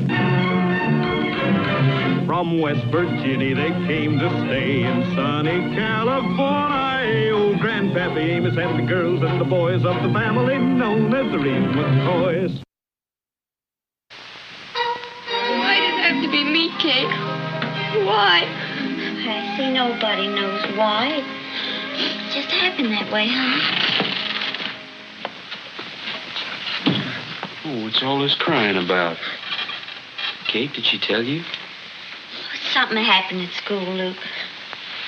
Come on, Hash. You can talk to us. We're your kinfolk. I just don't want to talk about it. Well, now, when a woman don't want to talk, there really is something wrong. Well, she never had no trouble in school back in West Virginia. That ain't it at all. Hassie's class is having a party Friday night, and the girls all drew names out of a fishbowl to see which boy they'd go with. Hassie drew a boy by the name of Chester Mosley, and it seems that Chester is the homeliest boy in the whole class. Well, don't that beat all? What, now you mean to tell me that all that carrying on was just because she didn't get herself a handsome fella to take her to the party? Why, back in Smoky Corners, when a boy took a girl to a party, the girl is supposed to be the pretty one. That's true, Grandpa, but you gotta understand, no girl likes to go to a party with a boy she can't be proud of. Yeah, I could have told you this. I know this was going to happen. Here we moved to California, and before you know it, the women get so high and mighty, can't be seen with a fella. Listen, he looks like one of them moving picture actors with his hair all stuck down with bar grease and smelling the high heaven of lilac water. I tell you, it's pitiful, that's what it is, just pitiful. Grandpa, I think if Hassie drew this here Chester's name, then that's the boy she ought to go with. You're darn tootin'. Hassie's a McCoy, and with us McCoys, a bargain is a bargain. You're darn tootin'. Let's go tell Kate. Kate, honey, appears to me like maybe Hassie's starting off on the wrong foot. You know, there's more to look for in a fella than a good-looking face. You're darn right there is. She agreed to go with the boy whose name she drew out of that fishbowl. That's the same thing as a promise. I know that, Luke. There's a fellow outside to see Hassie. Says his name is Chester Mosley. Well, that's the fella Hassie's supposed to go to the party with. Why'd you leave him outside? Why didn't you bring him on in the house? Looks like he belongs in the barn. Now, little Luke, that ain't no way to talk about Hassie's fella. Go bring him in here. He's coming around the back.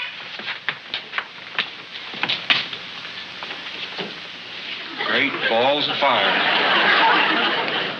Whoop! Fella's got a right to be as homeless as he wants to, but it kind of looks like he's abusing the privilege. You shouldn't talk that way about Hassie's fella. Hope he didn't come by the chicken house. Them hens will quit laying for a week.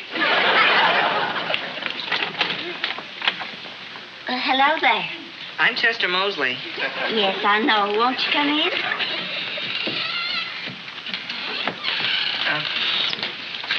I just dropped by to give Hassie these flowers. Well, isn't that nice? Oh, this is Hassie's big brother Luke, and this is Grandpa Amos. How do you do? I'm Chester Mosley. Yeah, we know. Oh, and this is little Luke. Hello. Hi. Hassie wasn't expecting me, so if you'll just give her these flowers, I'll be going. Violets. That's a mighty sweet thought. You just wait right here. I'll go get Hassie. Hassie drew me out of a fishbowl. I mean, I'm the one she's supposed to go to the class party with. That is, if she wants to. Well, I guess if you're the one she drawed out of the fishbowl, you're the one she ought to go with. I guess. Hassie, you've just got to see him. I can't. I just can't. Please tell him I'm sick or something, Kate. Please. I've been reading about West Virginia in school. The 5 largest cities of the state are Huntington, Charleston, Wheeling, Clarksburg, and Parkersburg. Hey, that's pretty good. You're darn right. Chester's got a good head on his shoulders. Yes, sir. Chester, Hassie just loved the flowers, but she can't come out just now. That's okay. I'm glad she liked them. I picked them myself down in the meadow. Well, what I wanted to tell Hassie was, well, even though she drew my name, that doesn't mean she has to go with me. Now, hold on, boy. You ain't going to get nowhere with that kind of talk. Chester, you want to take Hassie to that party, don't you? Oh, sure. More than anything. Then act that way. Don't act like a scared puppy or running off with his tail between his legs. I don't know. If Hassie doesn't want to see me. Oh, Chester, you know there's no explaining women. Most women. Yeah, you know the trouble is, son, I think Hassie don't know you, see? Now, I tell you what you do. You ask your ma and pa if you can come over and have supper with us tonight. Grandpa, I expect Chester's folks is wanting to have supper with them. Oh, shucks, they can spare him for one night. Besides, we're having stew, and you know there's one good thing about stew. There's always room for one more. Yeah, when it comes to eating, us McCoys always say the more the merrier. Sure, the more there is around to pass the victuals, the less reaching you have to do. Well, if you really want me to. Of course we do. We usually sit down to dinner around 6 o'clock. Okay. Yeah, mind you don't be late now. I won't. Bye, and thanks.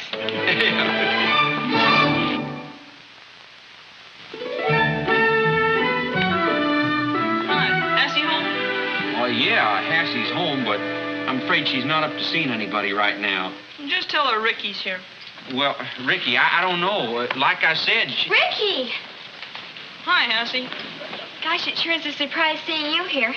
Oh, this is my big brother, Luke. Howdy. Hi.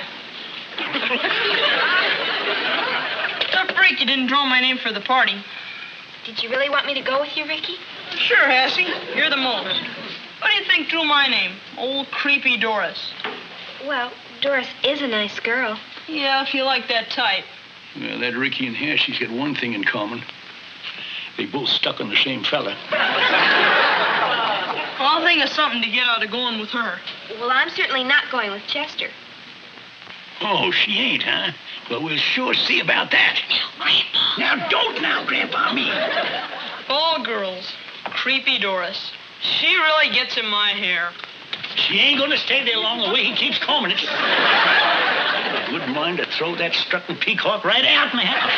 Oh, throwing him out ain't gonna do no good. And inviting Chester to supper ain't gonna make Casey like him anymore. She's gotta like him. She's going to the dance with him, ain't she? It's just a matter of getting acquainted. Why, all they gotta do is sit down in the parlor and make all the difference in the world. I can see him now. Chester and Hassie, just a sitting there and talking and laughing.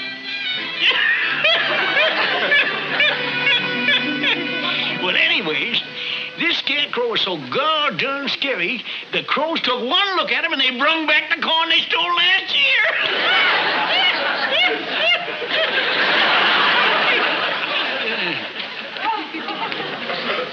Well, that reminds me. Nice weather we're having. A nice day today, ain't it, Chester? Nicer day today than it was yesterday, don't you think, Hass?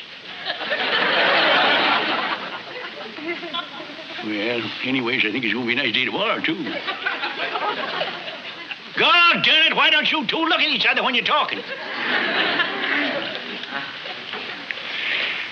I got an ID. Music. I'll go get my sweet potato and play a tune so you can practice dancing for the party. I don't want to dance, Grandpa. Excuse me. Come on, everybody. We can sit down and supper now. I'm sorry. I'm not hungry. I better go. Well, Grandpa, I hope you're satisfied. I told you your meddling would only spoil things. Spoil things? Why, Hassie and Chester get along just fine. They just had the first quarrel.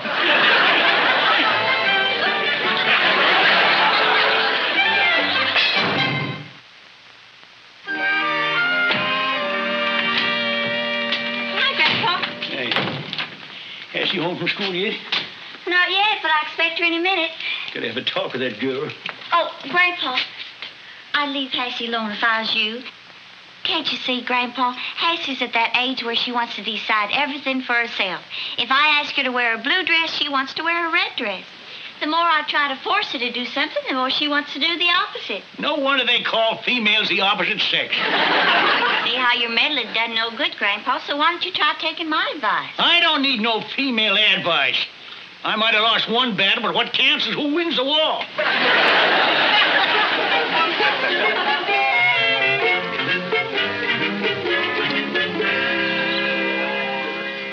Hey, I've been doing a lot of thinking. We've been going at this Hassie Chester thing all wrong. We have, huh? Yeah, I figured it out just like a general figures out a battle. We got to change our thinking. Now, if we try to force Hassie to go with Chester, we ain't going to get no place, because she's just at the age now where she likes to decide them things for herself. Women are always at that age. What are you aiming to do, Grandpa? Seeing as how I'm the general, here's my plan. Now, if we want Hassie to take a shine to Chester, we got to make her think we don't want her to, see? Because she's going to do the opposite of what she thinks we want her to do. Grandpa, you ain't been doing too good so far. And maybe with this new idea of yours, we ought to get Kate's advice. Oh, Dad Ratted, leave Kate out of this. Women don't know nothing about these things. Well, if women don't know nothing about women, who does? Now, look, son, seeing as how I'm the general, will you do like I say? When we sit down to supper tonight, we got to act like we're all through with Chester and all for Ricky. No, Grandpa, that sounds plumb crazy. I don't want no part of it. All right, be a deserter. Looks like I'll have to be the general in the whole blasted army to boot.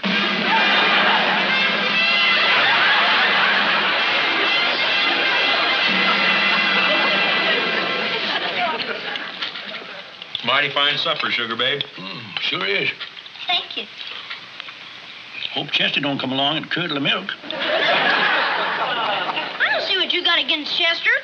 A while back there, you said he's beautiful inside. Even he is, he's wearing himself wrong side out. You was right, Hassie. You don't want to go with a homely boy like Chester. You want to go with a pretty fella like Ricky. But Grandpa, you and me don't like that Ricky. Come with me.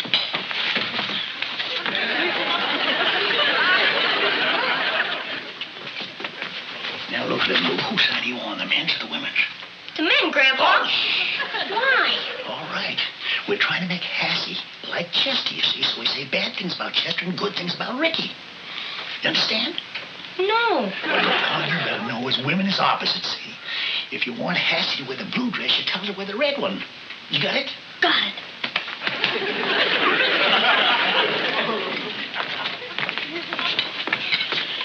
Yeah.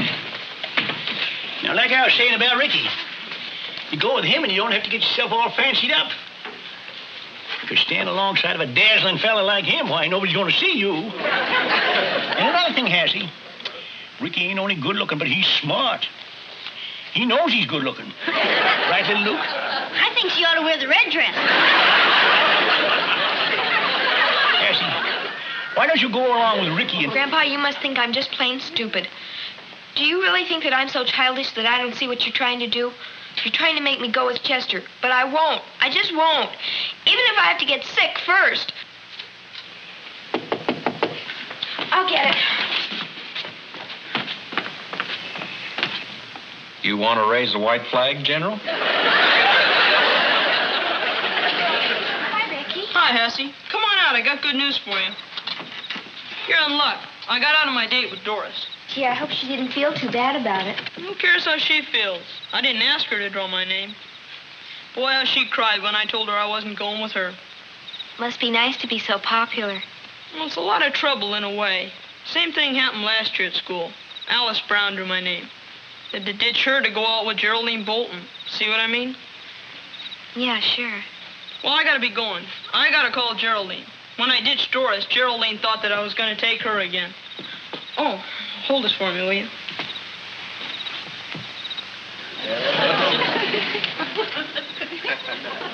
Thanks. See you tomorrow, Hassie. Bye. Bye. Hassie. Hassie?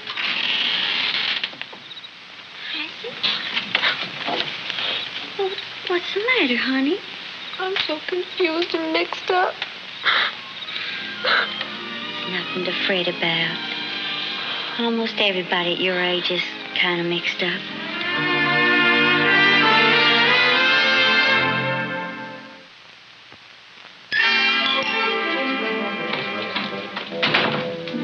Grandpa, what are you doing all dressed up? I'm going to town. This late in the afternoon? Well, the town's open all day, ain't it? I know, Grandpa, but you won't hardly be home in time for supper. Kate, I don't want to be in this house tonight to see my granddaughter break that little boy's heart. And I hope none of my kinfolk is looking down, because this is going down as the blackest night in McCoy history. Now, Grandpa, I know how you feel about the way Hassie's been acting, but remember, she's just a little girl. A little girl? She's a grown-up woman at 13. I think you're making a mountain out of a molehill. I don't want to hear no more about it. I'm washing my hands of the whole kit and caboodle here. Now, who took the egg money out of the sugar bowl? It's in the cookie jar.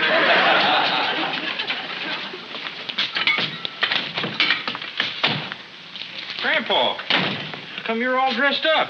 I'm going to town. If nobody pays me no mind around here, there ain't no reason for staying. Yeah, but if you're going to town now, you're going to miss supper. I don't want no supper. I lost my appetite. Well, why don't you ask me why I'm all dressed up?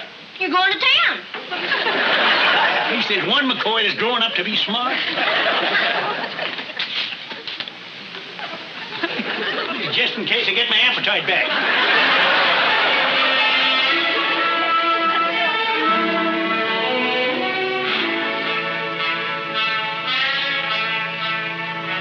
Ready, Senor Grandpa.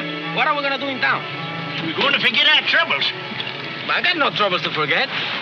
Well, I got enough for both of us.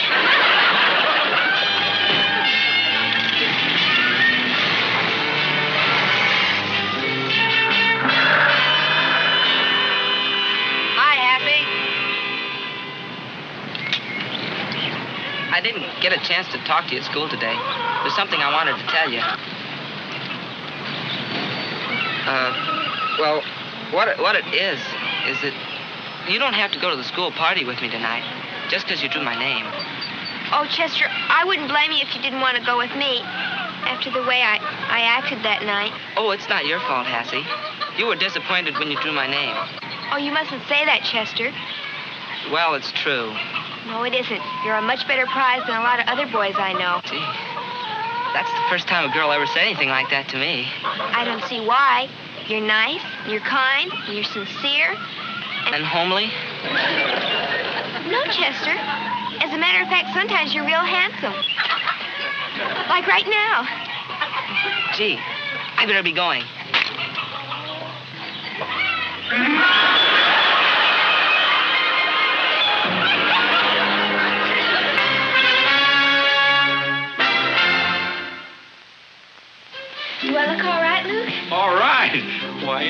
dazzle the eyeballs right out of that poor boy's head. This dress does make you look beautiful, Hassie. Yeah, and tall. I sure wish Grandpa hadn't gone running off to town. He'd have been mighty pleased knowing you're going with Chester. Yeah, well, knowing Grandpa, he'd probably be madder than a hornet, seeing as how it all worked out without him. All right, Hassie. You take the dress off. I want to fix that zipper. And you can polish your shoes. One apiece. Hurry up, we ain't got much time. You get the brushes, little Luke.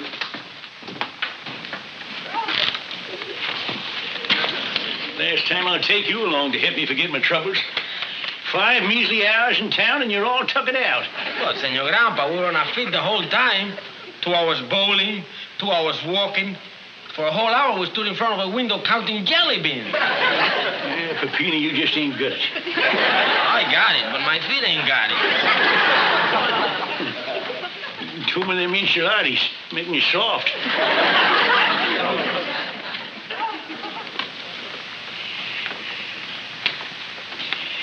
Hey, Mama, I'm sure glad you ain't around to see how your granddaughter's acting. Tried my darndest to get her to do what was right, but it wasn't no use. The girl's headstrong. Like your side of the family. Come in. Evening. Who are you? I'm Chester. Chester? Well, what are you doing here all slicked up like that? I'm taking Hassie to the school party. Come sit yourself down.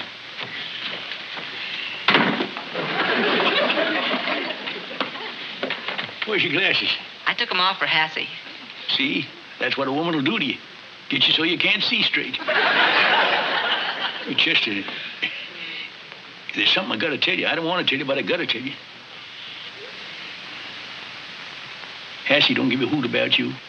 Well, she's going to the party with me. That's just the point. She ain't going to the party with you. I'm sorry, son, but she don't take to you no more than a hen takes to water. But she said... I don't care what she said. You can't trust a woman. Now, you might just well run on home, because Hassie ain't going with you. She's too sick to go. Sick? What's the matter with her? A woman don't have to have nothing the matter with her to be sick. I'm sorry, Chester. I done all I could. Oh, hi, Chester. Oh, I thought it was Chester. It's me. Gee, I didn't recognize you. You look so different. Now, Hassie, if you're all gussied up to go to the party with that Ricky... Grandpa, Hassie ain't going to the party with Ricky. She's going with Chester. Well, how long has this been going on? Well, if you hadn't gotten mad and run off to town this afternoon, you'd know about this. Sure do look nice, Chester. Yeah, you're a sight for sore eyes. Thanks. We better go. I want you to know I'm glad I'm going with you, Chester. You like me better without my glasses? Well... Without them, I can't see how pretty you are.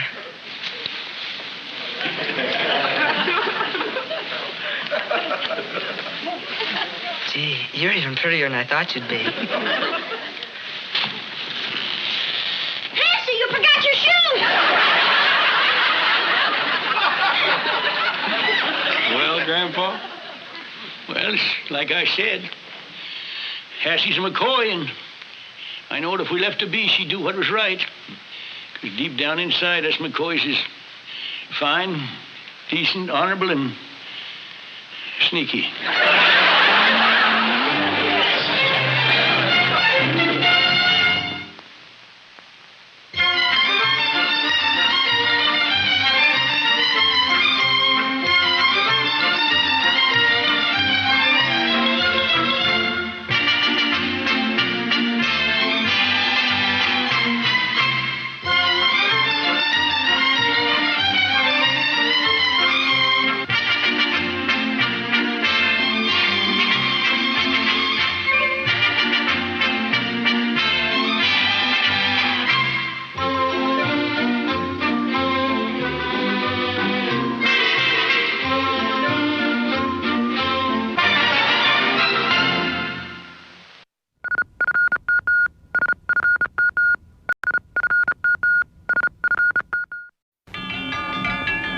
The Real McCoys, starring Walter Brennan, created by Irving Pincus. Want you to meet the family known as the real McCoys. That's Grandpappy Amos, the head of the clan. He roars like a lion, but he's gentle as a lamb. And now here's Luke, who beams with joy since he's made Kate Mrs. Luke McCoy.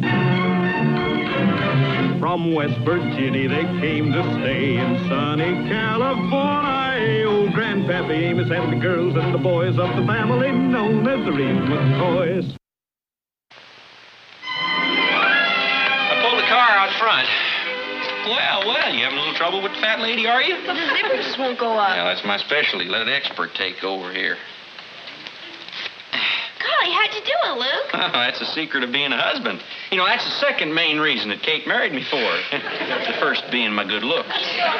I'm sure you wouldn't want to kiss a fat lady. Well, just wait till I get you in the back row at the movies.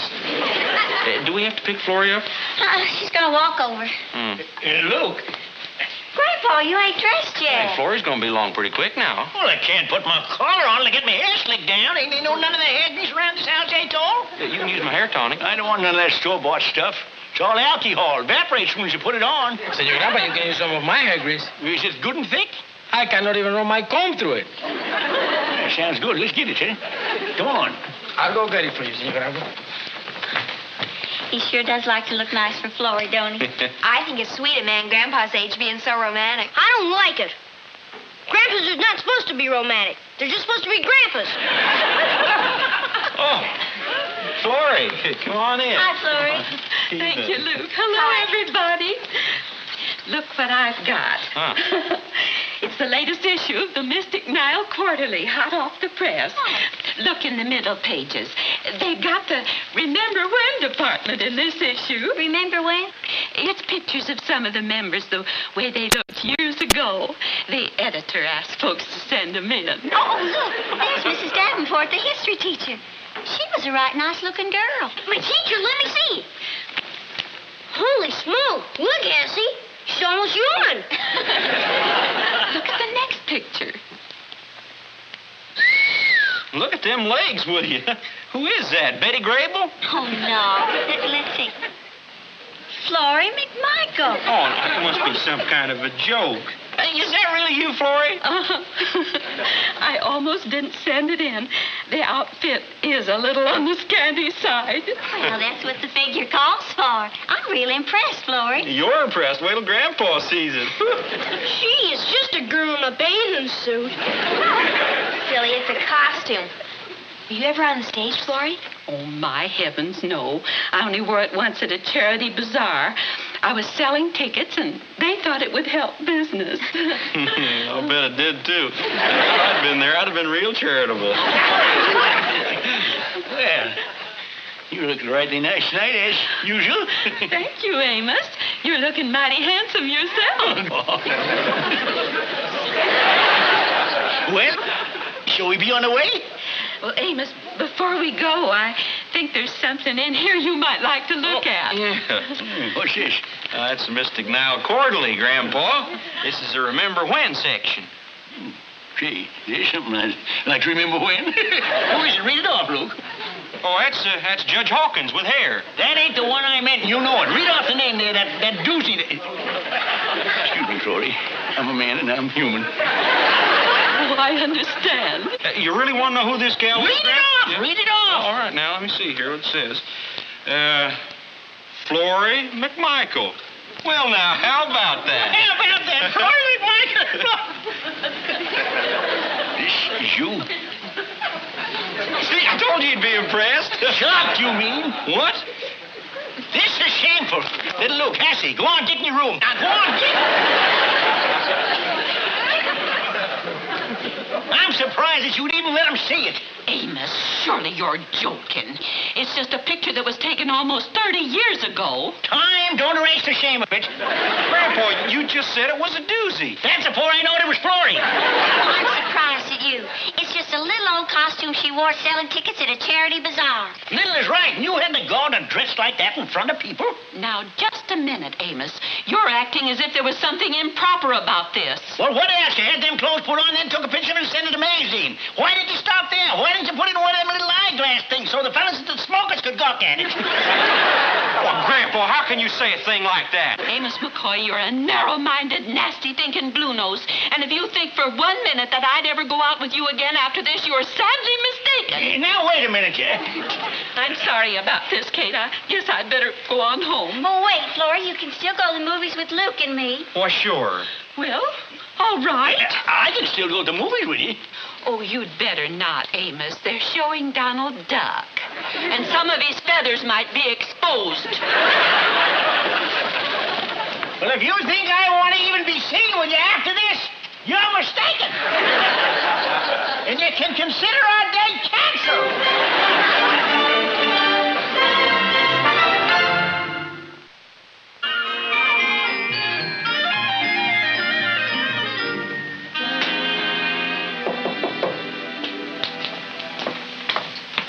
Oh, it's you.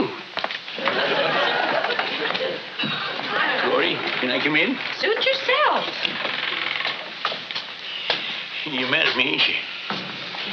I don't know as I blame you. No, sir, I don't blame you one single bit. I see how wrong I was now. And I want to take back everything I said. I want to apologize. You know, I think you're one of the finest women I ever knowed. And I'm sure you wouldn't do nothing wrong on purpose. Oh, you are, huh? Then you think the picture's all right. Well, let's not get back into that. What I'm trying to tell you is I'm willing to forget your past. Oh, Amos, how noble of you. Yeah, you don't have to thank me. Man ain't very big if he can't just overlook one little black mark. As far as I'm concerned, why, we're right back where we was before. We're friends again. Just like that, huh?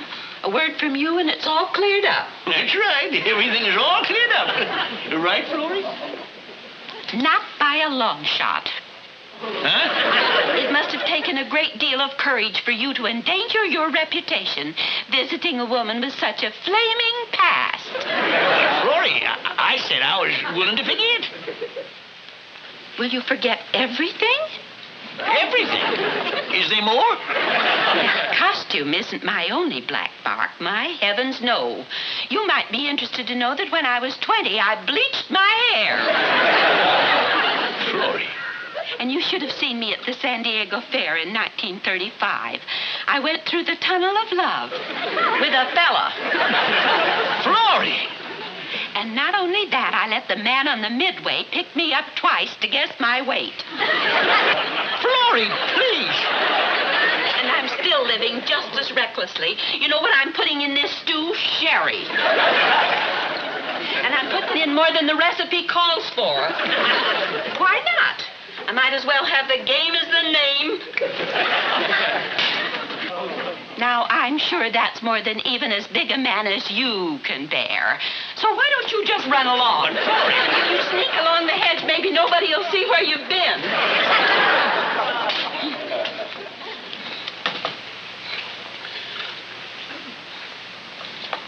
Oh, I hate Jerry.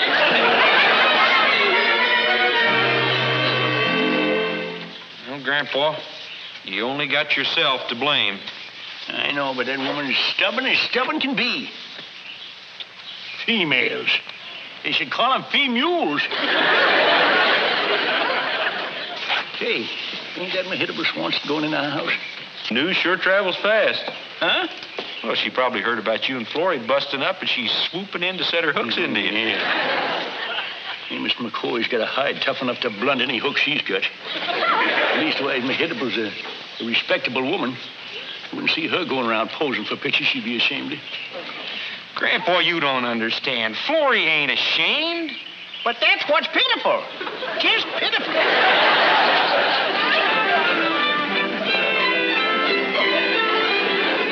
So, in the light of this unfortunate incident, we of the Ladies' Auxiliary of the Mystic Nile feel there is no other course but to petition for the immediate expulsion of Flora McMichael. I've already sent a strong note of reprimand to the editor for even publishing such a picture, but that doesn't excuse Flora for daring to send it in. What is this? Oh, Amos, you poor dear. But you mustn't worry. No, none of this woman's shame will rub off on you. You were simply an innocent victim.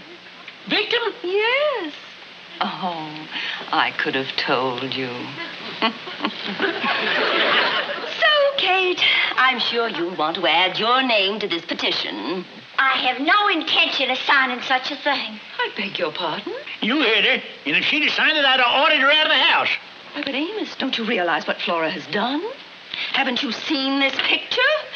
Oh, I seen that. That happened 30 years ago. Now, just suppose you tell me any woman in all her life that didn't put on something skimpy. Well, at least I never sent in a picture of it. We're not concerned with other women. We're talking about Flora McMichael. She's a brazen, shameless creature, and there's no room for her kind in our organization. Yeah, I suppose there's room for your kind, though, huh? I beg your pardon?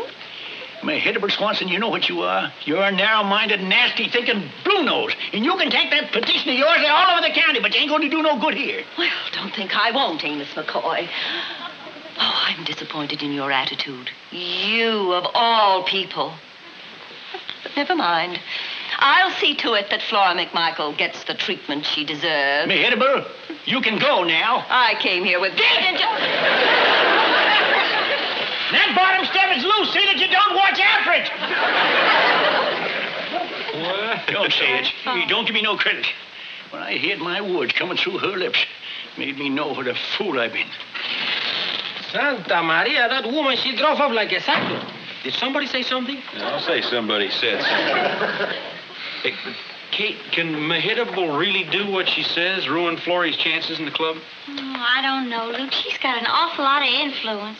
You know, it's a crying shame. I bet half the people that signed that petition have done a lot worse things than posing for a silly old picture, only nobody knows about it. You're darn right. Everybody's got a skeleton in their closet. I'll bet my head about it. Hey. What is it? Do you remember when I said to her they want a woman alive that didn't wear something skimpy at some time or other, and she said, well, at least wise I didn't send in a picture of it? Well, yeah, but... Well, now she wouldn't have said that unless she had a picture she didn't want to send in. But, Grandpa, how do you know there is such a picture? I don't know, but I aim to do a little scouting and find out. After the way you treated Mahitable, she wouldn't let you within 100 yards of her house. You ain't never seen me turn on the McCoy charm. Women melt just like a pat of butter on top of a stack of hotcakes. Especially gals like Mahitable, who's sort of partial to my style. I just rap on the door and sweet talk her, and in a little while she's forgot all about it. She invites me in, I find out all the secrets I want to know about. What's the matter with you? It seems to me I heard that before. Now, let me tell you something, Peppina. Even the United States government don't get a rocket up every time, but that don't stop them from trying. Now, you go on and get that hair grease, because Amos McCoy is going to blast off.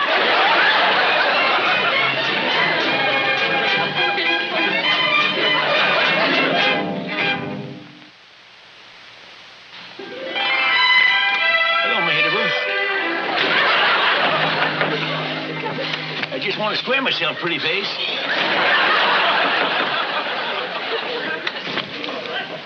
What did you say you wanted? Mahitable, after all the things I said, I'd just like to come in and square myself. You let me explain.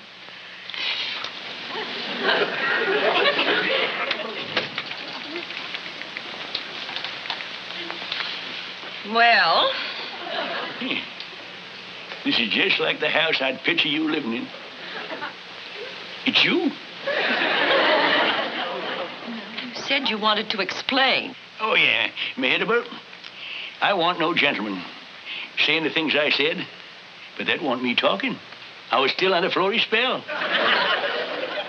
Well, I know how some women can twist a man around their little finger. Yes, that's one of my weaknesses. I'm just like putty in the hands of a pretty female. Present company included. Won't you sit down?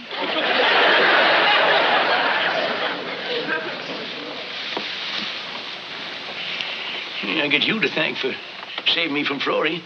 You made me see the light. Why I ever sided with her in the first place, I'll never know.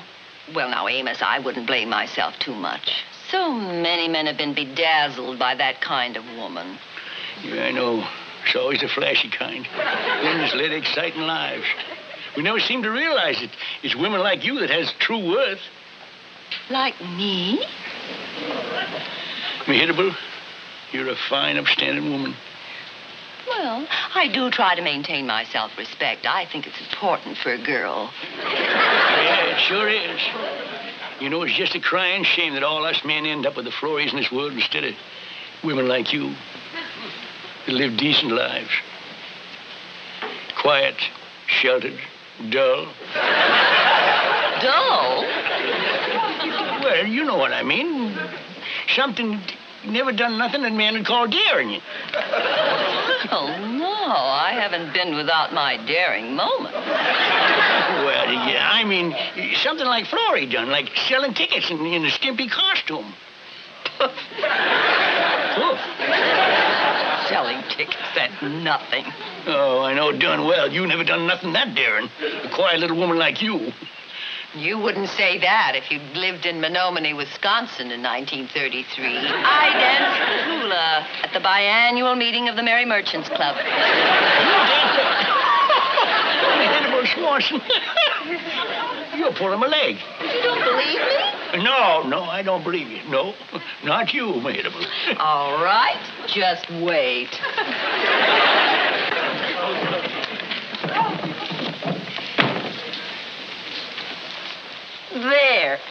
There's my picture right on the cover, in costume. Wow! You sure this ain't Lily Langtree? It says Mehitable Swanson right there under the picture. And if that isn't enough... the very hula skirt I wore. You danced in that in front of people? Why, that ain't a pitchfork full of hay. Billed as Leilani of the Islands. Zowie, and I thought Florrie was hot stuff. Watch my hands, Amos. That's the important part. Every movement has a meaning. You know what this means, Amos? It means when the moon is full, love will come to the beholder. I'll be a ring-tailed squealer. Sure beats talking, don't it? Say, you know, Mehitable, I'm just beginning to see you in a different light. Why, you are twice the girl Florrie is. Really? How about coming over to our house to supper tonight? Oh, I don't know. I'd love to. 7 o'clock, pretty face. Oh, Amos. You know what this is? No. This is Hawaiian for we're having hog jows.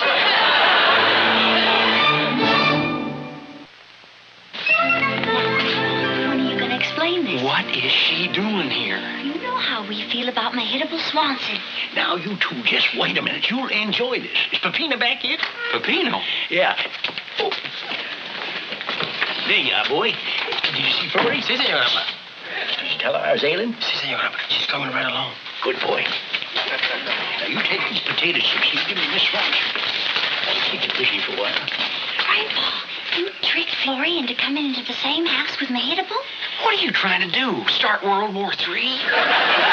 I'm just trying to end the battle of the ladies' auxiliary, that's all. Well, I hope you know what you're doing, because I sure don't.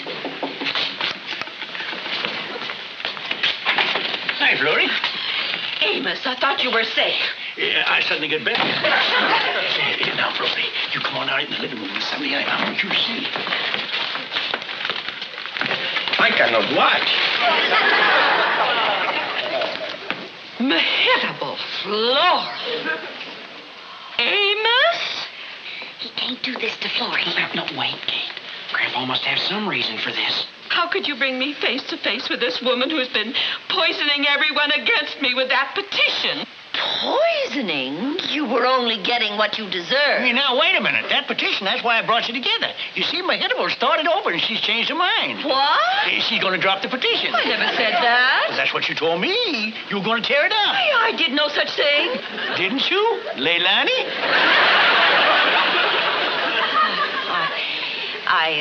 Didn't you? Yes, I did. So remember, you see, Florrie, Mehitable's rightly sorry for what she done. She'd like to square herself. Ain't that right? Leilani? Yes, of course. Well, now that that's settled, let's put on the feed bag. You ready for cake? Oh, yes, Grandpa. Mehitable, you sit here, and Flora, you sit there. Well, I must say I'm surprised, but I accept your apology and thank you. No need to be surprised, Florrie. Mehitable's really a nice person once you get to know her. That is, if you know enough.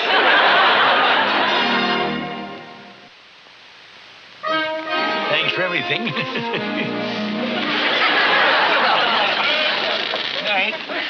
No, she didn't seem too pleased about this whole thing. I know. Come on, I'll tell you about it. You see, she had to play along with me, because she showed me a picture of herself in one of them holy skirts. She what? She showed me the skirt she posted in. Even done one of them holy dances for me. Amos, and you stood there and watched? Well, how else could I find out? I done it for you. Miss McCoy, I'm shocked. Well, you ought to be ashamed of yourself looking at a thing like that. But, Florrie, I bet you enjoyed it, too. But, Oh, don't ever speak to me again. Florrie! God darn it, now she's the blue nose. Pepita! Si, Senor Grandpa. Bring out that hair grease. Looks like I gotta go in the action again.